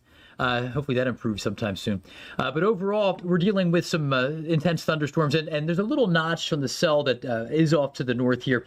This is the concern of the tornado-warned cell near Baileyville. You can see that little notch, and I'm going to switch over to the velocity scan, and you can see it's messy. This is likely why J-Jack has moved south, because it's kind of in decline. There is still some rotation. Take shelter if you're up there in northern Nemaha County of Kansas, up against the Nebraska line, and even down south into areas as far south of and even south of Seneca in Nemaha County, the northern half of the county, tornado warning. But the play that both he and Tony Lawback are making is basically just the upward trend may be with more tornadic activity with these storms coming in from the south. When I look at this, it's a large area of heavy rain and thunderstorms, but my eye is drawn to little features like this little notch. I'm going to play map artists here very poorly. That little notch here, sometimes features like that can be a signature of a little hint of rotation. Now that's just it's weak reflectivity. We're not seeing heavy rain accompanying that notch, but these little perturbations here can sometimes be just a little something that can lead to a brief tornadic spin-up, even if it's not a long track situation. But most of these storms have been producing damaging wind and some hail. There's a hail report there. I suspect there's more going on than the storm reports represent here. Sometimes different offices will issue big batches of reports after the fact. Other cases, just moving through rural areas where there's not a whole lot of communication between those who see the hail or wind and the Weather Service. So that's the situation there in Junction City and Manhattan, Kansas. But heading farther north, the storms that we're most concerned about, we addressed that one just south of the Nebraska-Kansas line. 3 other cells to attack here. One of these moving through southern Nemaha County of Nebraska and increasingly Richardson County of Nebraska, going to the high-res radar data out of Omaha. Here we have the velocity scan, and this one has a pretty strong couplet here, a strong inbound signature. Green is where the storm is moving toward the radar site, part of the storm motions, and then red away. And here we're getting new data, so it's going to mess up my drawing. But The latest scan is always the best because it's more recent, at least typically the best. Just north of Schubert and Stella and south of Nemaha. So the nature of the rotation here, we're looking at a pixel of, what is this going to be, 39 mile per hour, and some really hot pixels of around, I'm going to do this again here. I want to grab the most vivid, 76 and 39. So we're looking at, what, 24 plus 15. So 115 mile per hour gate-to-gate contrast here with this cell. Sometimes if you verbalize math, people are like, well, how are you landing on those numbers? But I'm taking us to 100. It's the new math, I guess. I don't know. Then that area of rotation is strong enough that it could produce a tornado. Southern Nemaha County of Nebraska and northeastern and north central Richardson County of Nebraska as well. Farther south, or farther east, I should say, farther east, an area with very strong wind. We had some tremendous wind. Look at these reports. Here's that Shambaugh, Iowa report of 84 mile per hour winds. And I think the most significant widespread risk here is straight line winds, but in a pretty vicious way. I'm cluttering up the map with too much stuff, getting the reports out of there. And there is very strong wind associated with this bulge. It's almost like a small scale cold front. It's a gust front. It's racing east. I just did a story about gust fronts, a digital story last week, kind of about how they function like small-scale cold fronts, but they can be seen of some nasty, nasty winds. And the velocity data is also indicating that perhaps we have the risk of a brief tornadic spin-up as well. And you can see green against red. So, you could have a little tornado there, a brief tornadic spin-up, and we look at the reflectivity. And just to flesh this out, if we draw a small-scale cold front there with some screaming wind, and the wind is strongest in the bulge there near Athelston and eastward, by default, if the wind is weaker up this way, what happens? Picture a pinwheel or paddle wheel, and suddenly you can get a bookend vortex. And if I turn the warnings back on, waiting for it, that's generally the area. So it's kind of the risk of a bookend vortex. If I had to put money on the biggest hazard here, number one, straight line wind for the whole area, Blockton, Appleton, maybe Sheraton, and then on the north side, a bookend vortex, brief tornadic spin-up. So that's the concern in Taylor County, moving into western parts of Ringgold County in Iowa. Just out of curiosity, we can bring this up here from the Des Moines, Iowa radar site, and actually this might be our better bet increasingly. And there you can see just a different angle. This is storm relative motion, so the storm movements subtracted out. So then you can see how the motions are behaving within a storm. But overall, that's the general idea here. Strong winds, fierce winds through Blockton, Appleton, and Athelston, and perhaps a bookend vortex on the north side of that, moving into eastern Taylor County, into Ringgold County. Then farther south, similar theme, hopping back down to, we're going to go to Aaron Rigsby in a little bit here. That's exciting. So if you're joining us on the AccuWeather Network, we'll talk to Aaron Rigsby in a little bit. Hopefully he can hang on until you're back with us at 45 after the hour. We're going to stay commercial free on YouTube Live, though. Thanks for being with us here on this Monday night. All right, we're still live with you on YouTube, and man, I'm getting bad about checking the notes. I want to go back and forth here to our YouTube Live chat here. I just want to make sure I'm not missing anything. Checking things out, okay.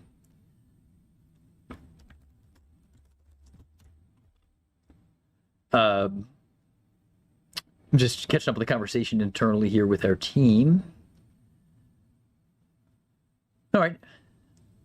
I don't think anything major has fallen out of the sky that I missed, which is good news. All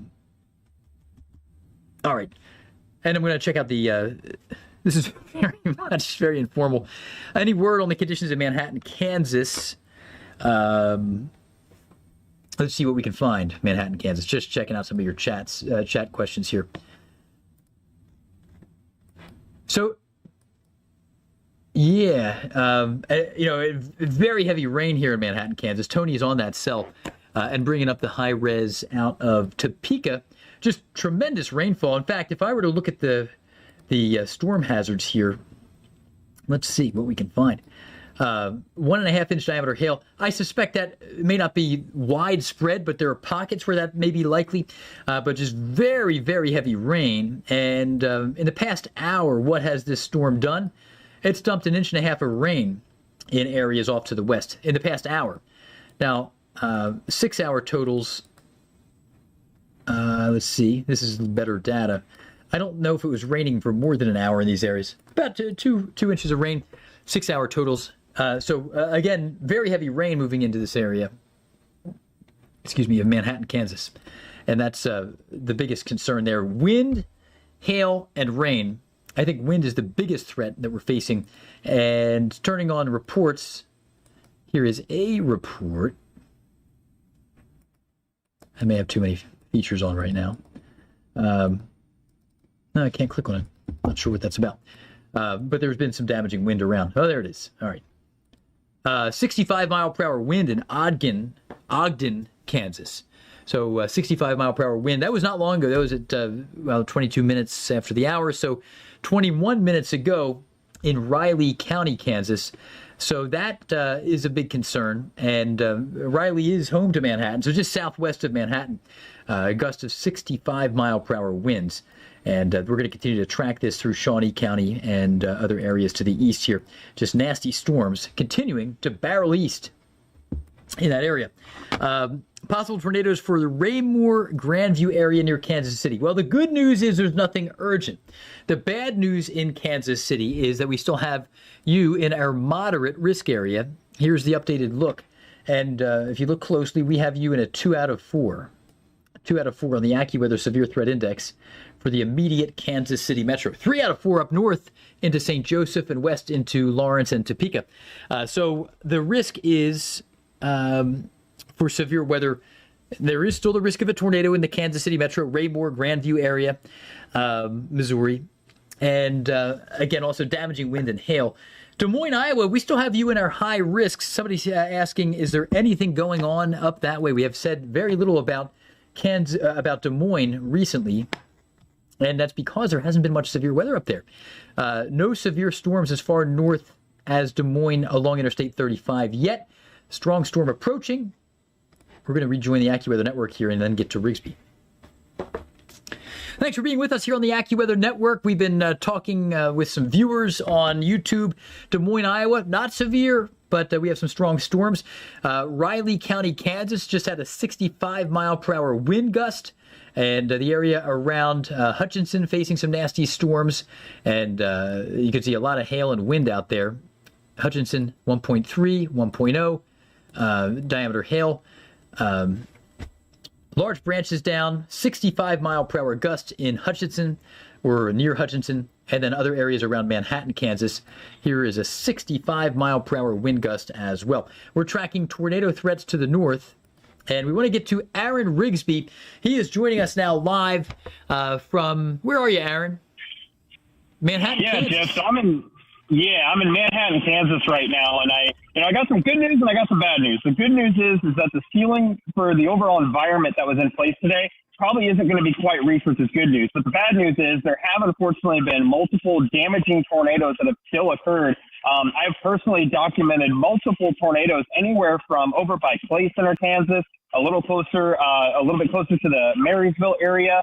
And several more in between there. And earlier, we are actually right behind Reed Timmer as they intercepted in the Dominator. And Aaron, what's your play at this point? I see damaging wind reports coming out of Manhattan, 65, 67 mile per hour gust just reported, 18 minutes ago, 3 miles north of town. Are you going to try to keep up with this storm eastward or head farther south? Well, Jeff, we're going to continue heading south along this line of storms. Things are starting to take on a more messier storm mode. And what that means is that, the overall, chaseable tornado threat is kind of coming to a close to safely do so. So we're just making our way through Manhattan, Kansas right now. We're going to try and stay out ahead of this line of storms. and keep those reports coming of any damaging wind gusts. Coming through the north side of Manhattan here, there's been multiple smaller limbs and tree branches down. And I think that's going to be the case as this line continues to organize and push further to the east. And that's why we reiterate so much that just because the tornado threat is starting to diminish doesn't mean we can't be dealing with those spin-ups along the line of severe thunderstorms, along with these damaging wind gusts. There's still a lot of instability in place, and I'm not going to be surprised if we see widespread wind reports of 60 to 75 miles an hour. Okay, yeah, I agree with that, and still verifying all that wind right now. And I suspect there are more reports from this storm farther west that just haven't been documented well yet, given population. Aaron Rigsby, be careful out there in the Sunflower State, Kansas. Thanks, Aaron. All right, and we want to take you farther north. Look at all these reports here. I'm going to just look off cam for a moment. I want to see the tally of tornado reports. It's been a significant number. And yesterday we had 20-some as well. What do you say there, Mel? Oh, we can go to Tony. Yeah, that'd be good. Yeah, and Tony, so far, 14 tornado reports today. And you and I have talked about this. We go from small numbers to huge numbers after storm surveys. We went from like 20-some to 85 with an event back on, what was that, April 17th or whatever it was. But yesterday, 35 tornado reports so far. So it's been an active day, but where are you headed right now? I know you've been in central Kansas. Are you trying to head south or east? Yeah, well, Geoff, I'm going to cut you off here because we're in Wamego right now. We're probably getting 60, 70 mile an hour wind gust here. If you're looking at my stream right now, you can see the camera. You got a McDonald's post and a traffic light. So we've lost power in parts of town here as these storms have come through. You mentioned all the heavy rain that they were having in Manhattan. This is the leading edge. We're just now starting to get into the rain. You can see kind of the cloud line there on the top of the screen. That is kind of the leading edge of the gust front. We were taking 60, 70 mile an hour winds here in town before that rain even got in here. We had some trash cans blowing down, some pretty impressive trees that were bending, large trees bending over, almost kind of like a low-end hurricane, kind of reminiscent of some of the scenes there when this initial gust front came through. So again, this is probably, I'd say, 5 or so minutes ahead of the heavier rain. Again, right now it doesn't look as impressive as that main gust front came through, but there was some powerful winds. Again, I would estimate in the 60 to 70 mile an hour range. And again, you're looking power outage here. This would be on the east side of town. So basically along, what's the road that's right in front of me here? K99. So K99 is the north-south highway that bisects Wamego. And we're getting a pretty good gust right now. It's shaking the car pretty good. But west or east of K99, the power's been knocked out as this wind came through. So this is, I'm going to turn it around here, Geoff. I want to show you some of these trees that are blowing over here as we're getting a pretty good gust of wind. A lot of leaf debris blowing down the street here, but like you can see these trees right now just going pretty good. And you see all the debris that's floating around kind of on the street. But I mean, again, this is just whipping through. The car is shaking pretty good. I'm not going to call it violent shaking, but it is definitely blowing. And again, we're probably 50, 60 miles per hour right now. And again, we've got trash cans from the nearby gas station blowing across. And you can see, oh yeah, like this is a solid 60 mile an hour gust right there. So we're just holding tight here. Again, this is in Wamego, Kansas. I know there is a Wizard of Oz thing with this right now, but this is something else, man. This is something else. We're taking it pretty good right now. Poor guys trying to clean trash cans up out of the gas station next to us, and they're having very little luck maintaining all that. We're getting all the all the trash and towels blowing on the side of the car here. I'm actually shooting video right now of the guy trying to save the garbage can. So stay tuned for that. That'll be good stuff here in a minute. But there's somebody else running across trying to chase the hat. This is entertaining. Sorry we can't get the camera pointed that direction for you, but take my word for it. I've got the video on it right now. All right, Tony. Nobody does it quite like you, my friend. 5 stars. 5 stars. It's the little things, but man, you have to wonder if maybe the trash could be picked up afterwards with the lightning around, and is it worth the risk? I don't know. Probably not. Tony, thanks for that report there. Severe wind rolling through Riley County, Kansas, and moving into Waubonsee County and Geary County, Kansas as well. I'm going to close with a quick look here at the tornado watches. We'll be right back with you on the AccuWeather Network. And again, you may notice this, one of our graphics meteorologists, Kayla Schuster, updating this for us. Wichita, Kansas City, the I-35 stretch added to the latest watch, Interstate 35. There it is, under a tornado watch until 1 a.m. Central Time. Nasty storms, and remember, they're still off to the west, so it's a tornado watch. I suspect that the predominant risk that we face in most of these counties, into areas like central and eastern Kansas, southern Kansas, down to Wichita, will be wind and some hail, but the risk of tornadoes is significant enough that a tornado watch has been issued here for that. And again, just taking you over to this other graphic here, you can see that we've cleared most of southern Michigan out of the risk. There could be some storms later on. We'll have to keep an eye out for that. I just want to make sure I'm on the right page with our team here with everything, and just checking out the latest and greatest here. So it sounds like we're going to be concluding our YouTube live coverage at 56 after the hour, but we do want to remind you to subscribe to the AccuWeather network here on YouTube. We got a heck of a following on YouTube in terms of subscribers. We'd like to get more people tuning into these YouTube lives, because that kind of is the wave of the future. We have 2.04 million subscribers.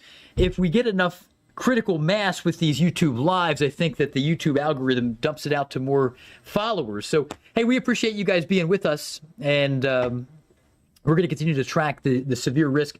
But again, some questions, common questions I'm seeing here: Des Moines, Omaha, Kansas City. What's the deal? The risk is still present in Des Moines and places like Kansas City. It's lowering in Omaha. All right, thanks for being with us here on the AccuWeather Network as we continue our YouTube live simulcast. Look at that view in St. Louis. There's a cool shot with the sun peeking beneath the clouds. Tony Law back bottom left right before the break. He was with us documenting some pretty nasty winds. Aaron Jack chasing a storm through central Kansas, and we've seen a lot of very strong winds.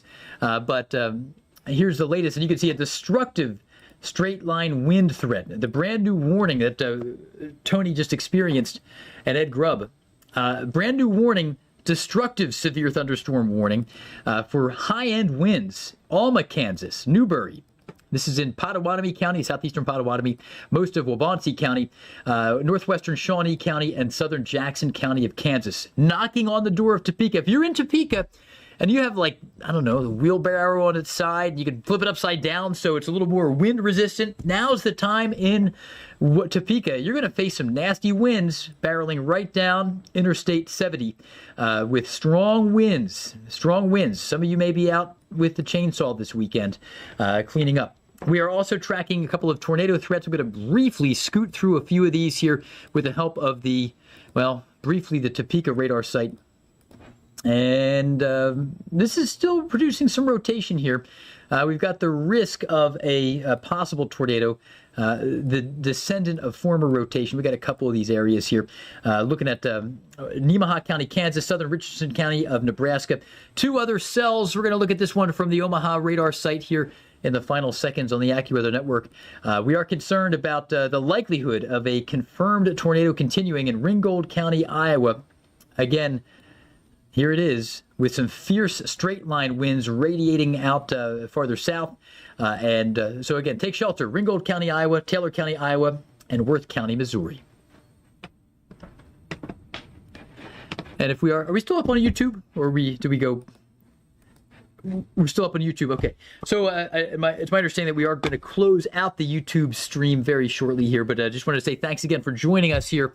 And if you are in any of these areas with a tornado warning, Ringgold County, Taylor County, Worth County, Nottoway County, Missouri, take shelter. A lot of straight line wind, but the risk is still present for a tornado. And a recent report from Athelston in Iowa confirmed tornado just 16 minutes ago. I suspect it may have been a bookend vortex, but perhaps it's something more than that. A tornado risk spinning up and down embedded within this strong straight line wind threat. And we're going to continue to track, all this with our team issuing alerts that go out to our those who use the AccuWeather Premium Plus feature on the app. And if you are still on with us here on YouTube just before we say goodbye. Make sure you have the notifications enabled because we have a small army of forecasters tracking these threats, updating the app, updating the website, and those National Weather Service alerts get issued right away as well, instantaneously delivered to you on the AccuWeather app. And again, some of you wondering, can I go to sleep tonight? If there's a tornado threat an hour to your west, you may want to stay up until that passes through. If it's 3 hours to your west, just when you go to bed, make sure you have the NOAA weather radio on so you know when you take shelter. And also you can have the AccuWeather app with notifications enabled so you can get the detailed information that will be better than just the National Weather Service NOAA weather radio sounding. You'll get more context, arrival times, minutecast, and so forth. So thanks for being with us. Hey, we'll do this again. Tell your friends and subscribe to the AccuWeather YouTube channel. Be safe.